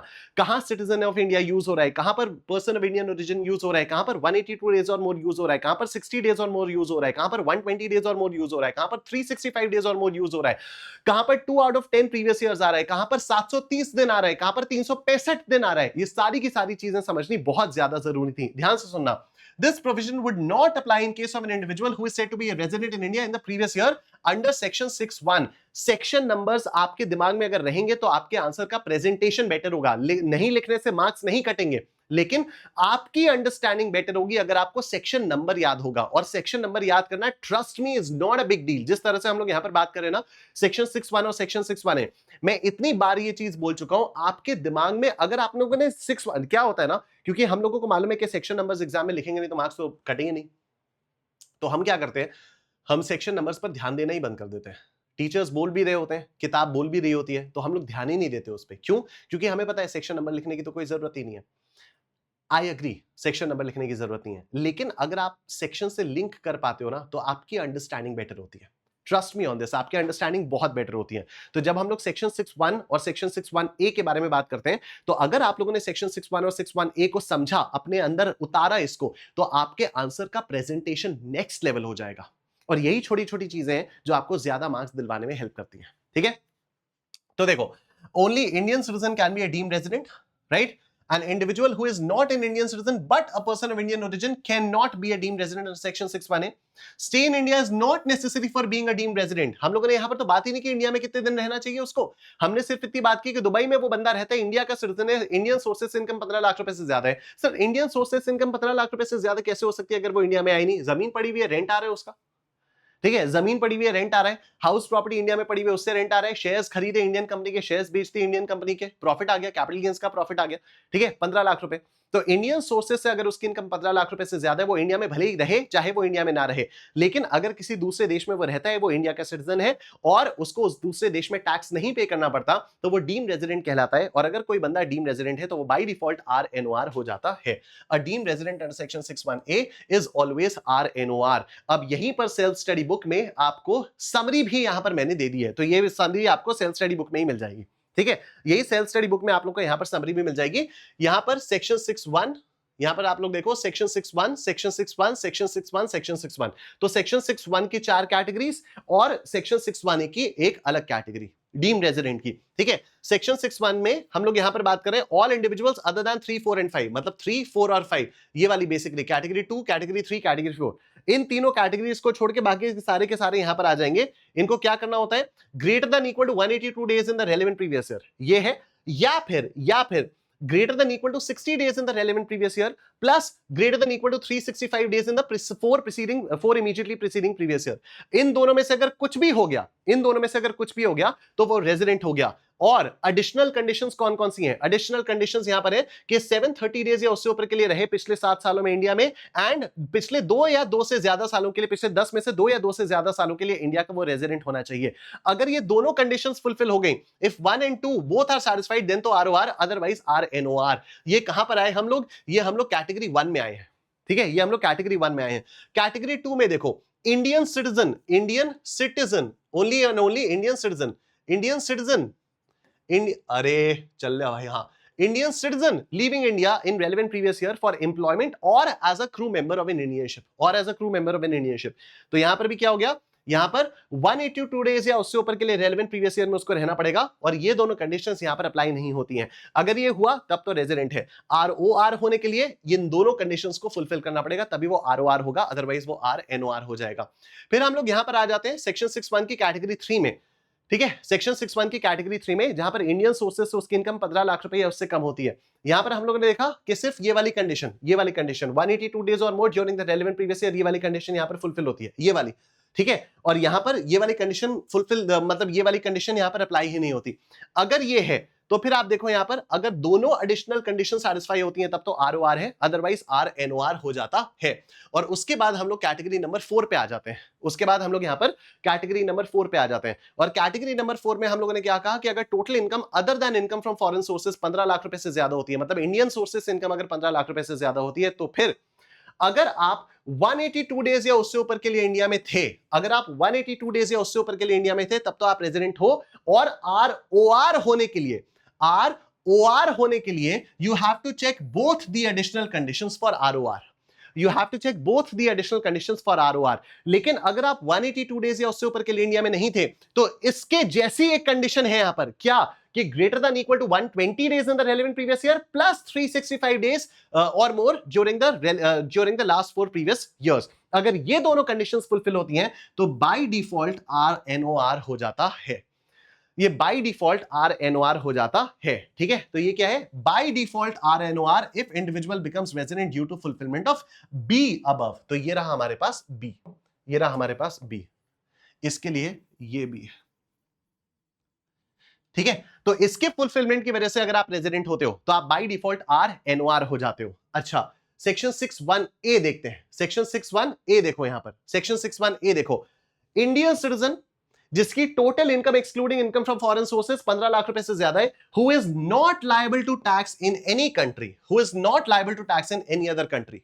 ठीक है, क्या इसके लिए ये दोनों ही कंडीशंस मैटर करती हैं? नहीं, ना तो इसको इंडिया में 182 डेज या उससे ऊपर के लिए इंडिया में रहने की जरूरत है, और ना ही इसको ये 60 डेज वाली या फिर 365 डेज वाली कंडीशन फुलफिल करने की जरूरत है। इसको ये दोनों ही कंडीशंस फुलफिल करने की कोई जरूरत नहीं है, ये डीम्ड रेजिडेंट कहलाता है और ये बाय डिफॉल्ट RNOR हो जाता है। ये बाय डिफॉल्ट RNOR हो जाता है। 59 मिनट्स 50 नहीं, पूरा का पूरा एग्जैक्टली पूरा का पूरा 1 घंटा हो चुका है और हम लोगों ने सिर्फ और सिर्फ सेक्शन 61 और सेक्शन 61A के बारे में बात की है। बट मैं गारंटी के साथ कह सकता हूं कि अगर अभी तक आप लोगों ने पूरी शिद्दत से इसको आराम से सुना है, इसको देखा है और इसको समझा है, मेरे साथ साथ इसको समझा है, मेरे साथ साथ रिपीट किया है, मेरे साथ साथ अपने मन में दोहराया है, तो आपको ये रेजिडेंशियल स्टेटस वाली सारी की सारी चीजें बहुत अच्छे से याद हो चुकी होंगी। ठीक है, अब इसके बाद जो सेक्शन 5 है और जो सेक्शन 9 है उसमें बहुत ज्यादा दम नहीं है, वो बहुत ही आसान है, लेकिन जो मेन चीज समझने वाली थी वो यही था, सेक्शन 61 और सेक्शन 61A। मैंने आपको स्कैनर दिखाई ही कि आप लोग किस तरह से क्वेश्चंस की प्रैक्टिस कर सकते हो, कितने ज्यादा क्वेश्चंस यहां पर आ रहे हैं। आगे बढ़ने से पहले एक बार फिर से आप लोगों को बता देता हूं कि यहां पर आप लोग कैसे क्या ले सकते हो। तो आपको सिंपली क्या करना होगा, मेरी वेबसाइट पर आना होगा, बुक्स आपको लेनी होगी, तभी आप लोग प्रैक्टिस कर पाओगे। तो जब आप लोग यहां पर आओगे तो आप कोर्सेज पर क्लिक करोगे। जब आप कोर्सेज पर क्लिक करोगे तो यहां पर आपको मल्टीपल कैटेगरीज दिखाई देंगी, सीए कोर्सेज की, सीए कॉम्बो कोर्सेज की, सीए बुक्स की और स्टॉक मार्केट की। आप लोगों को सीए बुक्स पर आना होगा और सीए बुक्स पर आने के बाद व्यू ऑल पर क्लिक करना होगा। तो आपको सारी की सारी बुक्स यहां पर दिख जाएंगी, जितनी भी मेरी बुक्स अवेलेबल है। आपको इनकम टैक्स की सेल्फ स्टडी बुक, ये वाली hard copy of the book लेनी है, आपको ये वाली जीएसटी की हार्ड कॉपी लेनी है, और आपको ये टैक्सेशन की स्कैनर लेनी है। स्कैनर भी हम लोगों ने अभी अभी देखी, और जो मैं आप लोगों को पढ़ा रहा हूं वो तो सेल्फ स्टडी बुक से मैं पढ़ा ही रहा हूं आपको। ठीक है, तो अगर आप लोगों ने ये 3 बुक्स ली, इन 3 बुक्स से आपने क्वेश्चंस की प्रैक्टिस की, तो मोर देन इनफ आपका काम हो जाएगा। लेकिन फिर भी अगर आप चाहते हो कि नहीं सर आप ही क्वेश्चंस की प्रैक्टिस करा दो, तो डेफिनेटली आप लोग यहां पर फास्ट ट्रैक बैच ले सकते हो, क्योंकि फास्ट ट्रैक बैच में अभी हम लोग क्वेश्चंस की भी प्रैक्टिस कर रहे हैं और हम लोग ये कॉन्सेप्ट्स का रिवीजन तो कर ही रहे हैं। बाकी और डिटेल में अगर आप लोग पढ़ना चाहते हो तो आप रेगुलर बैच भी ले सकते हो। ठीक है, so this is a regular batch which is applicable. इसके बारे में आप लोग अपने जूनियर्स को रेकमेंड कर सकते हो, जो जिन लोगों ने अभी अभी सीए फाउंडेशन क्लियर किया होगा उनको आप लोग ये रेकमेंड कर सकते हो। और बाकी ये टैक्सेशन का fast track exam oriented batch तो हम लोगों के पास है ही, जिसमें हम लोग कॉन्सेप्ट्स और क्वेश्चंस दोनों की प्रैक्टिस कर रहे हैं। जब आप लोग ये वाला फास्ट ट्रैक बैच परचेज कर लेते हो तो आप लोगों को अपनी वेबसाइट पर आकर सिंपली लॉगिन करना होगा।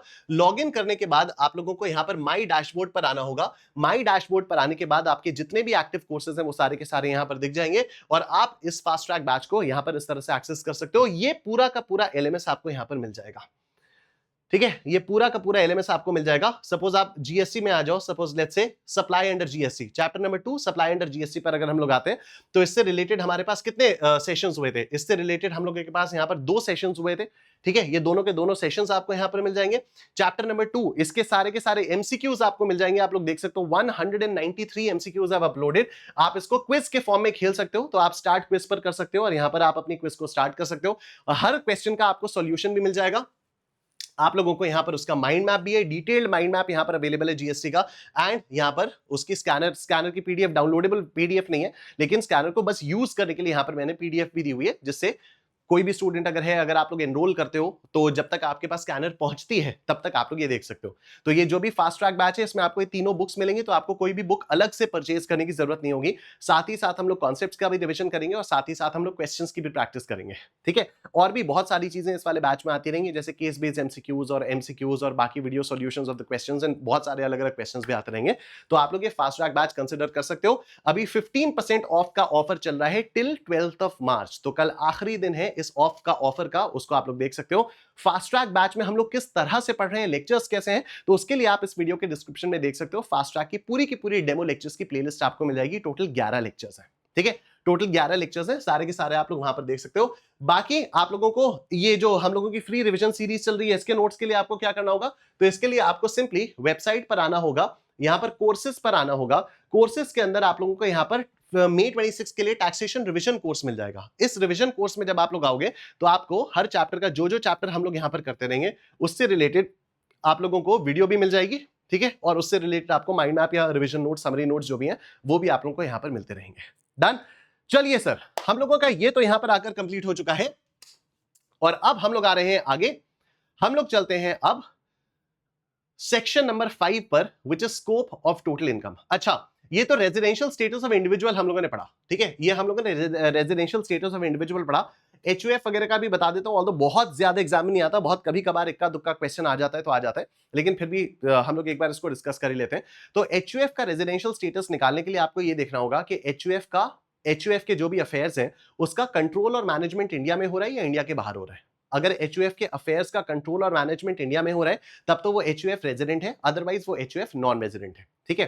अब अगर वो एचयूएफ रेजिडेंट है तो ये कैसे पता चलेगा कि वो आरओआर है या वो आरएनओआर है? तो इसके लिए हम लोगों को देखना होगा कि उस एचयूएफ का जो कर्ता है वो आरओआर है या वो आरएनओआर है। अगर कर्ता आरओआर है तो एचयूएफ भी आरओआर हो जाएगी, अदरवाइज एचयूएफ भी आरएनओआर हो जाएगी।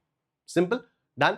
तो एचयूएफ के लिए आपको क्या करना होगा? सबसे पहले एचयूएफ के लिए आपको देखना होगा कि उसके अफेयर्स का कंट्रोल और मैनेजमेंट कहां हो रहा है। अगर इंडिया में हो रहा है तब तो वो रेजिडेंट है, अदरवाइज वो नॉन रेजिडेंट है।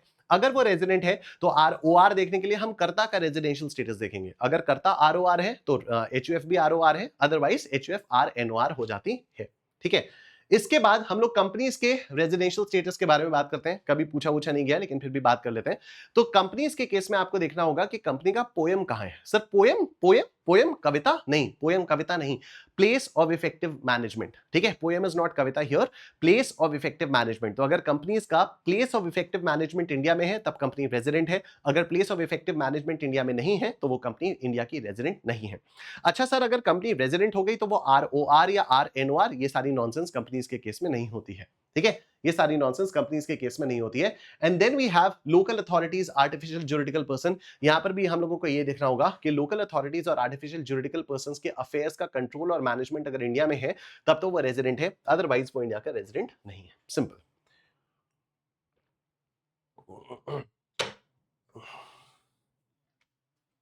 ठीक है, आओ देखो, सेक्शन 5 में हम लोग आ जाते हैं, scope of total income. Section 5 में आ जाते हैं। सेक्शन 6(1) हम लोगों ने कर लिया, सेक्शन 6(1)(a) हम लोगों ने कर लिया।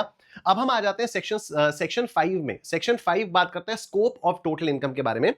स्कोप ऑफ टोटल इनकम से हम लोगों को यह पता चलता है कि किसकी कौन सी वाली इनकम इंडिया में टैक्सेबल होगी, किसकी कौन सी वाली इनकम इंडिया में टैक्सेबल नहीं होगी। फॉर एग्जांपल, सिंपली अगर मैं अपने बारे में बात करूं, मैं कौन हूं? मैं रेजिडेंट भी हूं और मैं ऑर्डिनरीली रेजिडेंट भी हूं, ठीक है, क्योंकि मैं नॉर्मली तो इंडिया में ही रहता हूं और मैं नॉर्मली भी इंडिया में ही पड़ा रहता हूं। मैं प्रीवियस ईयर 25-26 में तो 182 डेज या उससे ऊपर के लिए मैं इंडिया में था ही, और मैं पिछले 10 सालों में से 2 या 2 से ज्यादा सालों के लिए रेजिडेंट भी था, और पिछले 7 सालों में से 730 दिन या उससे ऊपर के लिए मैं इंडिया में भी रहा था, ठीक है। तो ये दोनों कंडीशंस फुलफिल हो गई तो मैं क्या हो गया? मैं हो गया रेजिडेंट एंड ऑर्डिनरीली रेजिडेंट। मैं क्या हो गया? मैं हो गया रेजिडेंट एंड ऑर्डिनरीली रेजिडेंट। अब अगर मैं रेजिडेंट एंड ऑर्डिनरीली रेजिडेंट हो गया, मान लो, और ये सच्ची कहानी है कि एक बार कुछ सालों पहले क्या हुआ था, ऑस्ट्रेलिया में एक लेडी रहती हैं, ठीक है, ऑस्ट्रेलिया में एक लेडी रहती हैं, वो इंडियन ओरिजिन की ही है वो लेडी। उन्होंने 1999 में अपनी ग्रेजुएशन कंप्लीट की थी, ठीक है। मैंने 2012 में अपनी ग्रेजुएशन कंप्लीट की थी। She completed a graduation in 1999, but she saw my accounts teaching videos, ठीक है। उन्होंने अकाउंट्स पढ़ाने वाली कुछ वीडियोस देखी और उन्होंने मुझे रीच आउट किया। उन्होंने कहा कि निशांत सर, मैं सीपीए, जो यूएस का सीपीए है, सॉरी यूके, वो ऑस्ट्रेलिया वाला जो सीपीए है, क्योंकि शी इज फ्रॉम ऑस्ट्रेलिया, तो उन्होंने मुझसे कहा कि ऑस्ट्रेलिया वाला जो सीपीए है उसकी मैं तैयारी कर रही हूं। मैंने ग्रेजुएशन 1999 में की थी, ऑल्दो मैं अकाउंटेंट की तरह से जॉब काफी टाइम से कर रही हूं, लेकिन फिर भी जो अकाउंट्स के बेसिक्स हैं और जिस तरह से एग्जाम पॉइंट ऑफ व्यू से हम लोगों को समझना चाहिए वो मुझे उतने अच्छे से अभी नहीं आते हैं। तो क्या आप मुझे इसमें मदद करेंगे? मैंने कहा बिल्कुल करेंगे, क्यों नहीं करेंगे, हम तो बैठे ही यहाँ पर मदद करने के लिए हैं। तो मैंने कहा कि आप अपना मटेरियल दे दीजिए। तो उन्होंने ऑस्ट्रेलिया के सीपीए के अकाउंट्स का पूरा मटेरियल मुझे भेजा और उसमें से पढ़ के मैंने उनको पूरा का पूरा पढ़ाया था, and of course she paid me a fees as well. अब मैं तो रेजिडेंट एंड ऑर्डिनरीली रेजिडेंट हूं, ये इनकम कहां से जनरेट हो रही है? ये इनकम तो ऑस्ट्रेलिया से जनरेट हो रही है। तो क्या मैं इस पर भी इंडियन गवर्नमेंट को टैक्स दूंगा? द आंसर इज यस, मैं इस पर भी इंडियन गवर्नमेंट को टैक्स दूंगा। तो कोई भी रेजिडेंट एंड ऑर्डिनरीली रेजिडेंट अगर होता है, कोई भी अगर रेजिडेंट एंड ऑर्डिनरीली रेजिडेंट होता है तो उसकी ग्लोबल इनकम इंडिया में टैक्सेबल होती है, चाहे वो यूएस से हो, चाहे वो यूके से हो, चाहे वो किसी भी और देश से हो, ठीक है, तो ग्लोबल इनकम उसकी इंडिया में टैक्सेबल हो जाती है for a resident and ordinarily resident. तो एक रेजिडेंट एंड ऑर्डिनरीली रेजिडेंट के लिए global income is taxable in India. ठीक है, रेजिडेंट एंड ऑर्डिनरीली रेजिडेंट के लिए global income is taxable in India. Okay, अब हम बात करें आरएनओआर के बारे में। आरएनओआर की कौन कौन सी इनकम इंडिया में टैक्सेबल होगी? ठीक है, आरएनओआर की कौन कौन सी इनकम इंडिया में टैक्सेबल होगी उसके बारे में हम लोग बात करते हैं। तो देखो यहां पर इंडिया में वही इनकम टैक्सेबल होगी जो अगर रिसीव इंडिया में हो रही है या अक्रू इंडिया में हो रही है या अराइज इंडिया में हो रही है। ठीक है, जो या तो इंडिया में मिल रही है, या तो इंडिया में पैदा हो रही है, या तो या तो इंडिया में इकट्ठी हो रही है, या फिर इंडिया में पैदा हो रही है, या फिर deemed to be received, deemed to be received in India, deemed to be received in India, या फिर deemed to accrue in India, या फिर deemed to arise in India, deemed to arise in India. ये दोनों आरएनओआर और NR, इन दोनों के लिए ही ये वाली चीजें एप्लीकेबल हुए। ठीक है, तो रेजिडेंट एंड ऑर्डिनरीली रेजिडेंट के लिए तो global income is taxable in India, ROR के लिए तो global income is taxable in India. RNOR और एनआरस के लिए सिर्फ वही इनकम इंडिया में टैक्सेबल होगी जो या तो रिसीव होगी, या तो अक्रू होगी, या तो अराइज इंडिया में होगी, या फिर deemed to be received in India होगी, या deemed to accrue in India होगी, या फिर deemed to arise in India होगी। देखो, resident but not ordinarily resident, resident but not ordinarily resident, income which is received या फिर deemed to be received, या फिर accrued or arisen, या फिर deemed to accrue or arise in India। And अगर हम लोग नॉन रेजिडेंट के बारे में भी बात करें, अगर हम लोग यहाँ पर नॉन रेजिडेंट के बारे में भी बात करें, तो इनकम रिसीव्ड या फिर डीम्ड टू बी रिसीव्ड, या फिर अक्रूड और अरिजन, या फिर डीम्ड टू अक्रू और अराइज इन इंडिया, यही इनकम्स इनकी टैक्सेबल होती हैं। और अब एक और पॉइंट ऐसा आएगा जिसमें आप में से बहुत सारे लोग गलती करते हो, क्योंकि पेपर देते समय ही सारा का सारा पेट्रियोटिज्म, सारे का सारे जहां से अच्छा हिंदुस्तान हमारा आप लोगों को याद आएगा। और वो चीज है एक बड़ी ही इंपॉर्टेंट चीज कि इनकम विच अक्रूज और अराइजेस आउटसाइड इंडिया, विच अक्रूज और arises outside India, income which accrues और अराइजेस आउटसाइड इंडिया, अगर इंडिया के बाहर, मतलब मैं अपने स्क्रीन से ही बाहर आ गया यहां पर। ठीक है, इनकम विच अक्रूज और arises outside India being derived from, being derived from, being derived from, being derived from, being derived from a business controlled in or profession set up in India। ठीक है, ध्यान से देखना, income which accrues और arises outside India, India के बाहर accrue या arise हो रही है वो इनकम। ठीक है, वो इनकम इंडिया के बाहर अक्रू या अराइज हो रही है, लेकिन it is derived from a business controlled और प्रोफेशन सेटअप इन इंडिया। अब मुझे आप एक बात बताओ, ऑल्दो मैं रेजिडेंट था, लेकिन जब कई साल पहले वो ऑस्ट्रेलिया वाली लेडी ने मुझसे कहा था अकाउंट्स पढ़ाने के लिए, तो that income accrued or arose outside India, right? Yes, that income accrued or arose outside India, but it was due to a business or profession setup by me in India only ना। ठीक है, क्योंकि India में ही तो मैंने अपना ये वाला टीचिंग वाला बिजनेस सेटअप किया हुआ है, और इस वजह से कोई एक ऐसी इनकम है जो इंडिया के बाहर अक्रू होकर आ रही है, इस वजह से कोई एक ऐसी इनकम है जो इंडिया के बाहर अक्रू होकर आ रही है। तो अगर ऐसी भी इनकम आ जाती है तो वो भी आरएनओआर के लिए इंडिया में टैक्सेबल होती है, एनआर के लिए इंडिया में टैक्सेबल नहीं होती। ठीक है, नॉन रेजिडेंट्स के लिए ये वाली इनकम इंडिया में टैक्सेबल नहीं होती है। Resident but not ordinarily resident के लिए वाली इनकम इंडिया में टैक्सेबल होती है, लेकिन नॉन रेजिडेंट्स के लिए वाली इनकम इंडिया में टैक्सेबल नहीं होती है। ठीक है, ये हमारा सेक्शन 5 हो गया। सेक्शन 5 में और कोई बड़ी बात नहीं है, तो यही कॉम्प्रिहेंसिव सेल्फ स्टडी बुक में आपको इसकी समरी ही मिल गई, इसी से आपको पढ़ना है, इससे ज्यादा आपको कुछ और करना नहीं है। अच्छा, अब आगे देखो, बड़ी मजेदार चीज, ये कैसे पता चलेगा कि मीनिंग ऑफ इनकम रिसीव्ड या डीम्ड टू बी रिसीव्ड या अक्रू और रिजन आउट इनसाइड इंडिया, तो ये ना आप लोगों को धीरे धीरे पता चल जाएगा अपने आप क्वेश्चन करते करते। ठीक है, ये आपको धीरे धीरे अपने आप क्वेश्चन करते करते पता चल जाएगा, तो इसमें लोड लेने की जरूरत नहीं है। जब आप इस बुक से क्वेश्चंस करोगे, जब आप स्कैनर से क्वेश्चंस करोगे, तो आपको ऑटोमेटिकली समझ में आ जाएगा कि कौन सी इनकम इंडिया में रिसीव हो रही है, कौन सी इनकम इंडिया में रिसीव नहीं हो रही। This is very very common sensical, trust me on this. ठीक है, अगर नहीं होता तो मैं आप लोगों को यहां पर करा ही देता। ऑलराइट, अब हम लोग यहां पर बात करते हैं इनकम डीम्ड टू अक्रू और अराइज इन इंडिया, ये आपका आएगा सेक्शन 9 में। ठीक है, तो मैंने आपको बताया था कि सेक्शन 5 पढ़ना है, सेक्शन 6 पढ़ना है, सेक्शन 9 पढ़ना है। सेक्शन 6 में हम लोगों ने अच्छा खासा टाइम लगा दिया, सेक्शन 5 में अच्छा खासा टाइम लगाने की जरूरत नहीं थी, लेकिन वो बहुत इंपॉर्टेंट है, वो भी आपको बता दिया। और अब हम लोग सेक्शन 9 पे आ रहे हैं। ठीक है, अब हम लोग सेक्शन 9 पर आ रहे हैं। सेक्शन 9 भी मुझे बहुत ज्यादा पढ़ाने की जरूरत नहीं है, इसको आप लोग अपने आप से कर सकते हो। बस एक आध जो थोड़े बहुत पॉइंट्स हैं वो मैं आपको बता देता हूं। देखो, मैक्सिमम क्या होता है ना, जब आप क्वेश्चन सॉल्व करोगे तो आपको अपने आप से समझ में आ जाएगा कि कौन सी इनकम इंडिया में अक्रू या अराइज हो रही है, या कौन सी इनकम इंडिया में अक्रू या अराइज नहीं हो रही है। मैं आपको एक क्वेश्चन दिखा भी देता हूं तो आप लोगों को थोड़ी सी और क्लैरिटी मिलेगी उससे रिलेटेड। ठीक है, इसी बुक में this is question number this one. ठीक है, इसी बुक में दिस इज क्वेश्चन नंबर 8। ठीक है, इसी बुक में दिस इज क्वेश्चन नंबर 8। जब आप ये वाला क्वेश्चन नंबर 8 देखोगे ना तो आपको बहुत आराम से समझ में आ जाएगा। मैं एक छोटा सा डिस्कशन आपके साथ करता हूं। देखो क्या लिखा हुआ है यहां पर, we have compute the total income. ठीक है,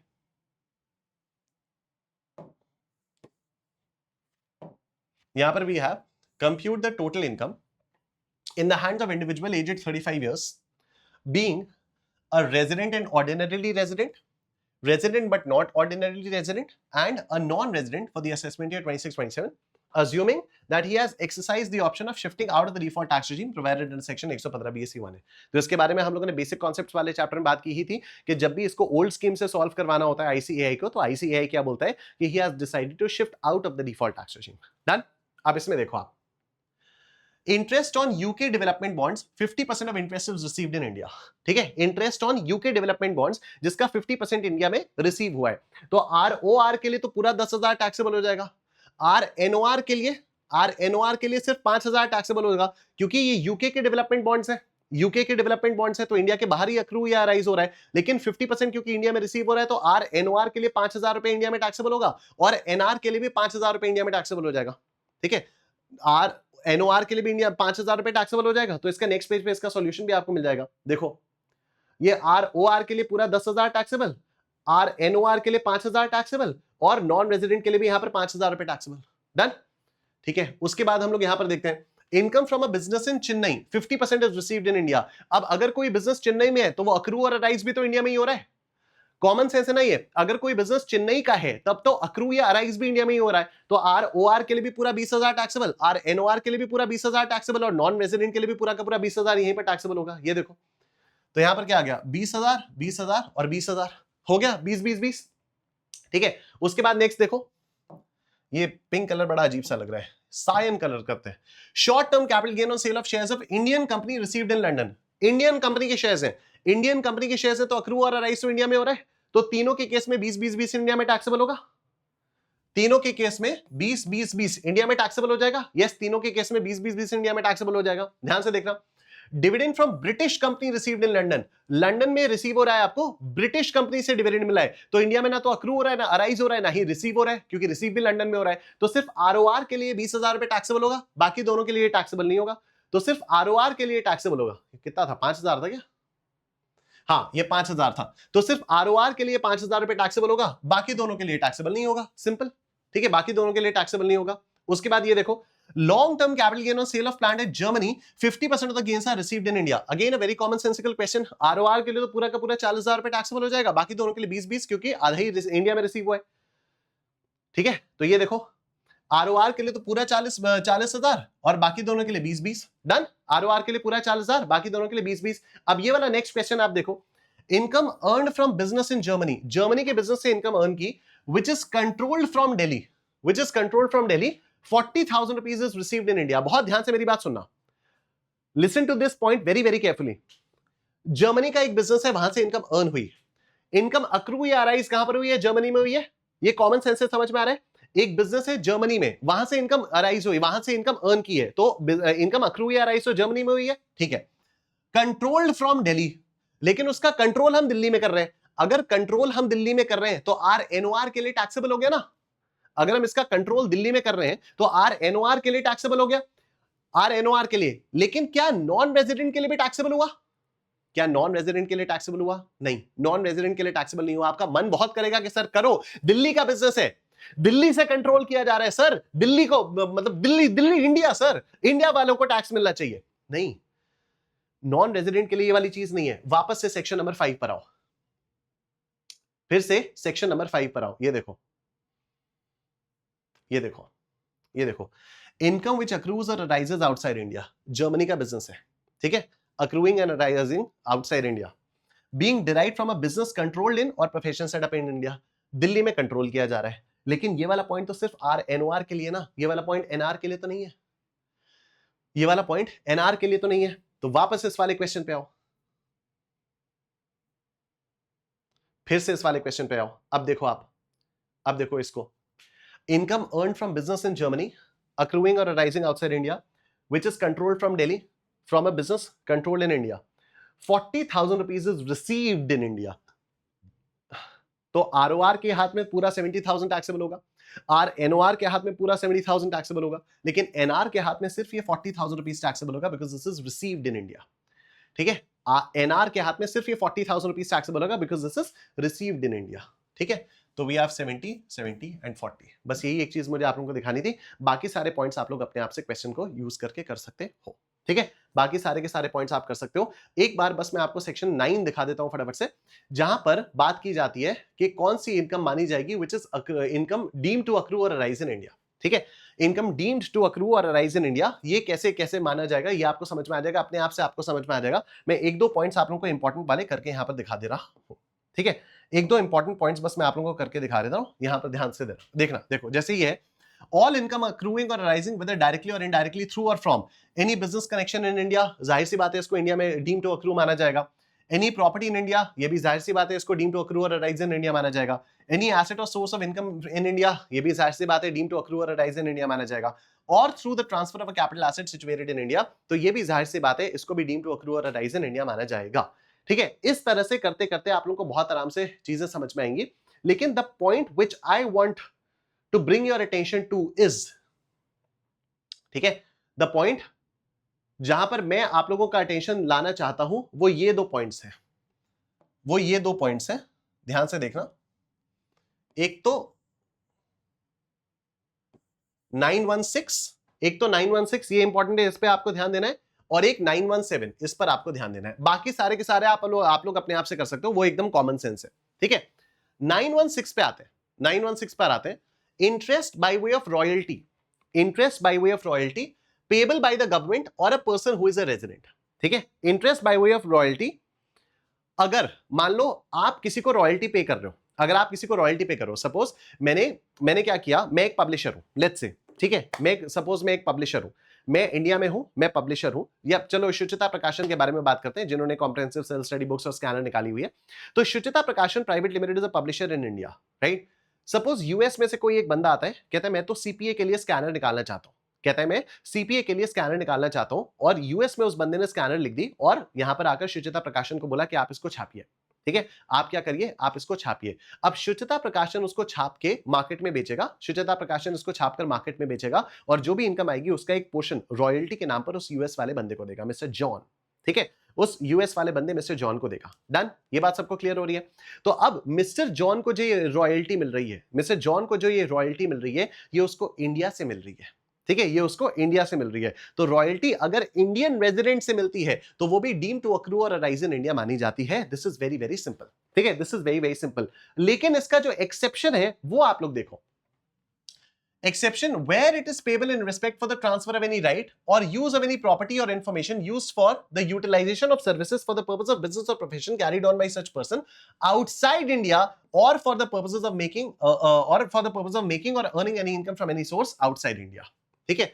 लेकिन अगर इंडिया के बाहर अर्न करने के लिए रॉयल्टी दी जा रही है तो उसको डीम टू अक्रू और अराइज इन इंडिया नहीं माना जाएगा। एक बार फिर से इस वाली लाइन को ध्यान से पढ़ो, where the royalty or interest is payable, where the royalty or interest is payable in respect for the transfer of any right, एक राइट के ट्रांसफर के लिए रॉयल्टी पे की जा रही है, और the use of any property और इंफॉर्मेशन, और the use of any property और इंफॉर्मेशन, और या फिर एक प्रॉपर्टी या इंफॉर्मेशन के यूज करने के लिए आप उसको रॉयल्टी दे रहे हो, used for the utilization of services, for the utilization of services for the purpose of business or profession carried on by such person outside India, outside India, India के बाहर अगर बिजनेस करना है, इंडिया के बाहर अगर बिजनेस करना है और उसके लिए कोई रॉयल्टी वगैरह आप दे रहे हो, तो फिर वो उसको ये नहीं माना जाएगा कि even if you are a resident, even if you are a resident and you are paying royalty to a non resident, तो भी उसके लिए डीम टू अक्रू और अराइज नहीं माना जाएगा, बिकॉज बिजनेस बाहर हो रहा है, प्रॉपर्टी बाहर है।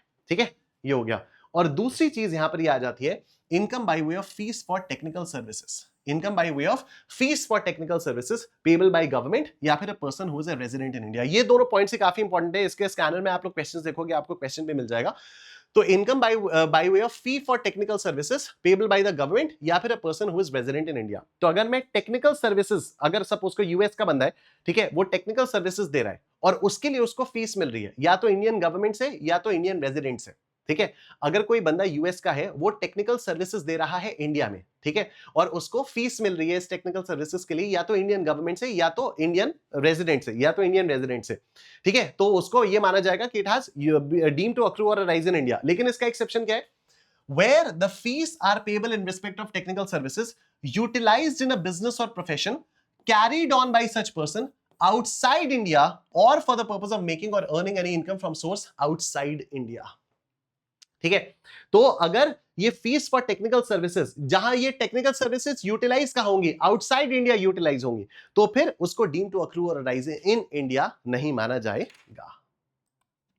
एक काम करते हैं, ये जो रॉयल्टी और फीस फॉर टेक्निकल सर्विसेज वाले पॉइंट्स है ना, इससे रिलेटेड मैं आपको स्कैनर से कुछ क्वेश्चंस दिखा देता हूं। ठीक है, तो सबसे पहले आप इसमें आओ, ये क्वेश्चन नंबर 9 है स्कैनर में, पीवाईक्यू मे 2025, 6 मार्क्स का ये वाला क्वेश्चन आया था। Look at this, state with reasons whether the income chargeable to tax in India for the assessment year 26-27 in the hands of the recipients in the following independent situations. आपको आना है point number 3 पर। Look at point number 3।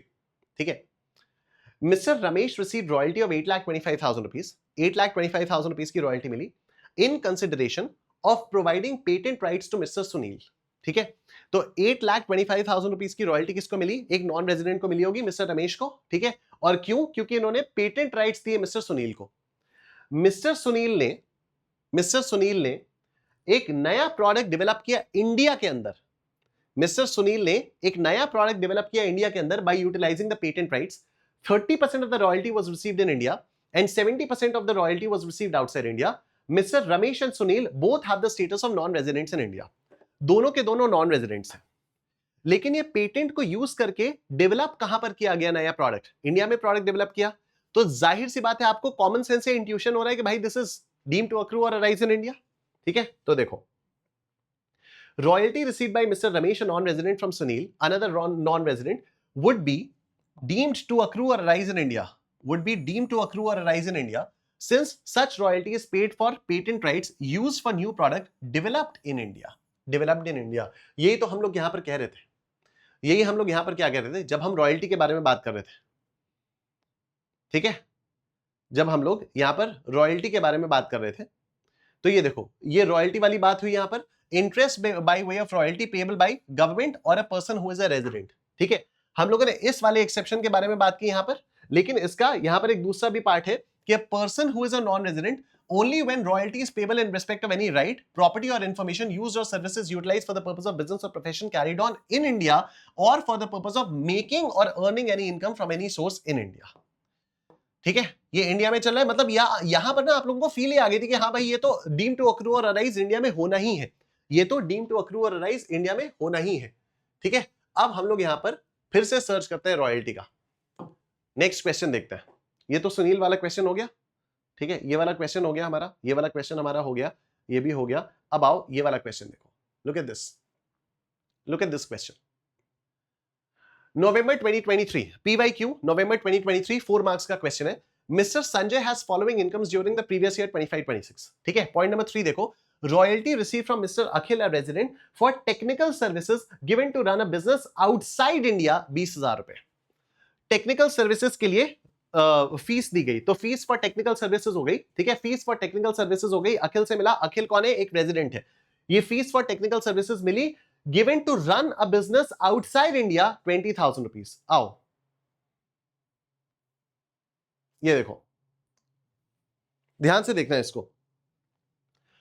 Royalty receive from mister Akhil, royalty receive from mister Akhil, a resident, for technical services given to run a business outside India would not be deemed to accrue or arise in India since such services are utilized for business carried outside India. Thus, royalty would not be taxable in case of both ROR and non-resident. Simple.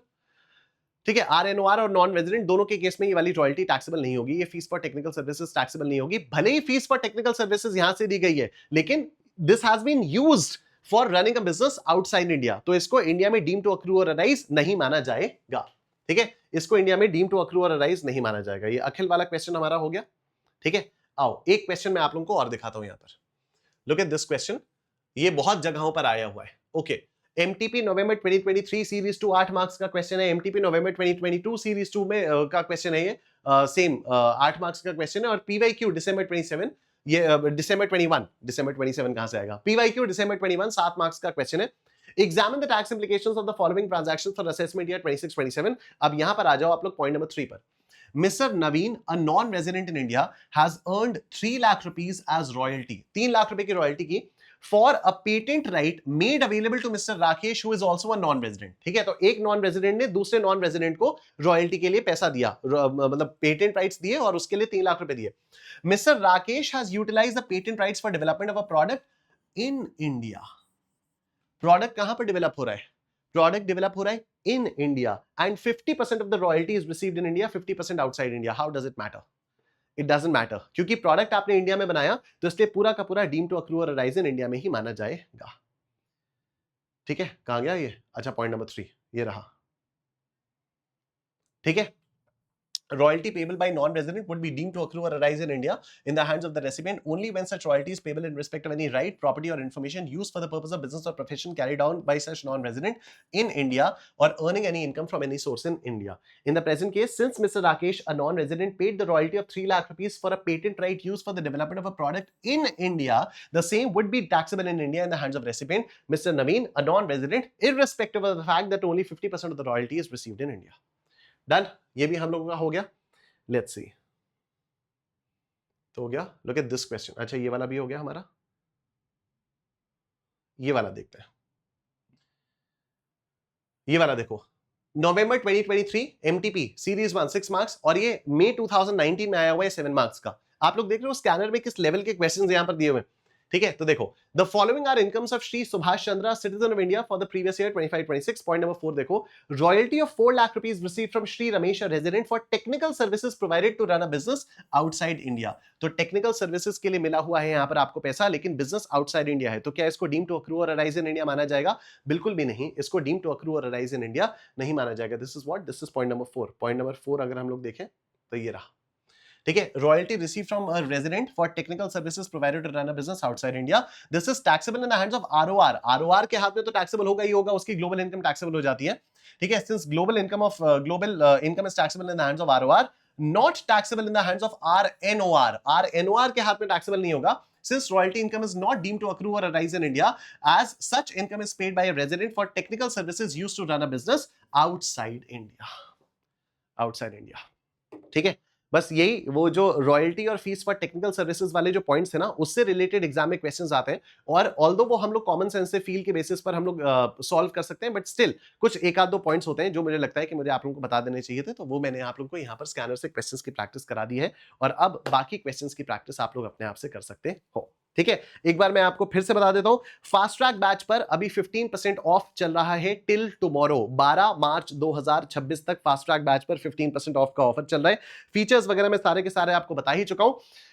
बस इतना सा है। Video के description में आपको fast track batch के demo lectures के भी लिंक्स मिल जाएंगे, और जो टैक्सेशन का रेगुलर बैच है उस पर भी 15% ऑफ चल रहा है, वो भी कल तक ही अवेलेबल है। तो अगर आपके कोई जूनियर्स हैं जिन्होंने अभी सीए फाउंडेशन क्वालिफाई किया है और वो जनवरी 27 के लिए प्रिपेयर कर रहे हैं, तो आप उन लोगों के साथ उस बैच का लिंक शेयर कर सकते हो, वो भी इस वीडियो के डिस्क्रिप्शन में आपको मिल जाएगा। ठीक है, आई will see you guys tomorrow at 9 PM। Video पसंद आई हो तो प्लीज एक अच्छा सा प्यारा सा कमेंट छोड़ देना। अगर आप लोगों ने मेरा पुराना कोई बैच लिया हुआ है, कोई रेगुलर बैच लिया हुआ है या फास्ट ट्रैक बैच लिया हुआ है, तो आप लोग यहाँ पर उसका फीडबैक छोड़ सकते हो, ऑनेस्ट फीडबैक, जिससे जितने भी स्टूडेंट्स हैं जिन लोगों ने बैच नहीं लिया है वो उस फीडबैक को देखकर उसके बेसिस पर अपना डिसीजन ले पाए। और अगर आप लोग वीडियो को लाइक कर दोगे, कमेंट एक अच्छा सा छोड़ दोगे, तो फिर मुझे बहुत ज्यादा मोटिवेशन मिलेगा। Thank you so much. I will see you guys tomorrow. Take care, अपना ध्यान रखो। Bye bye.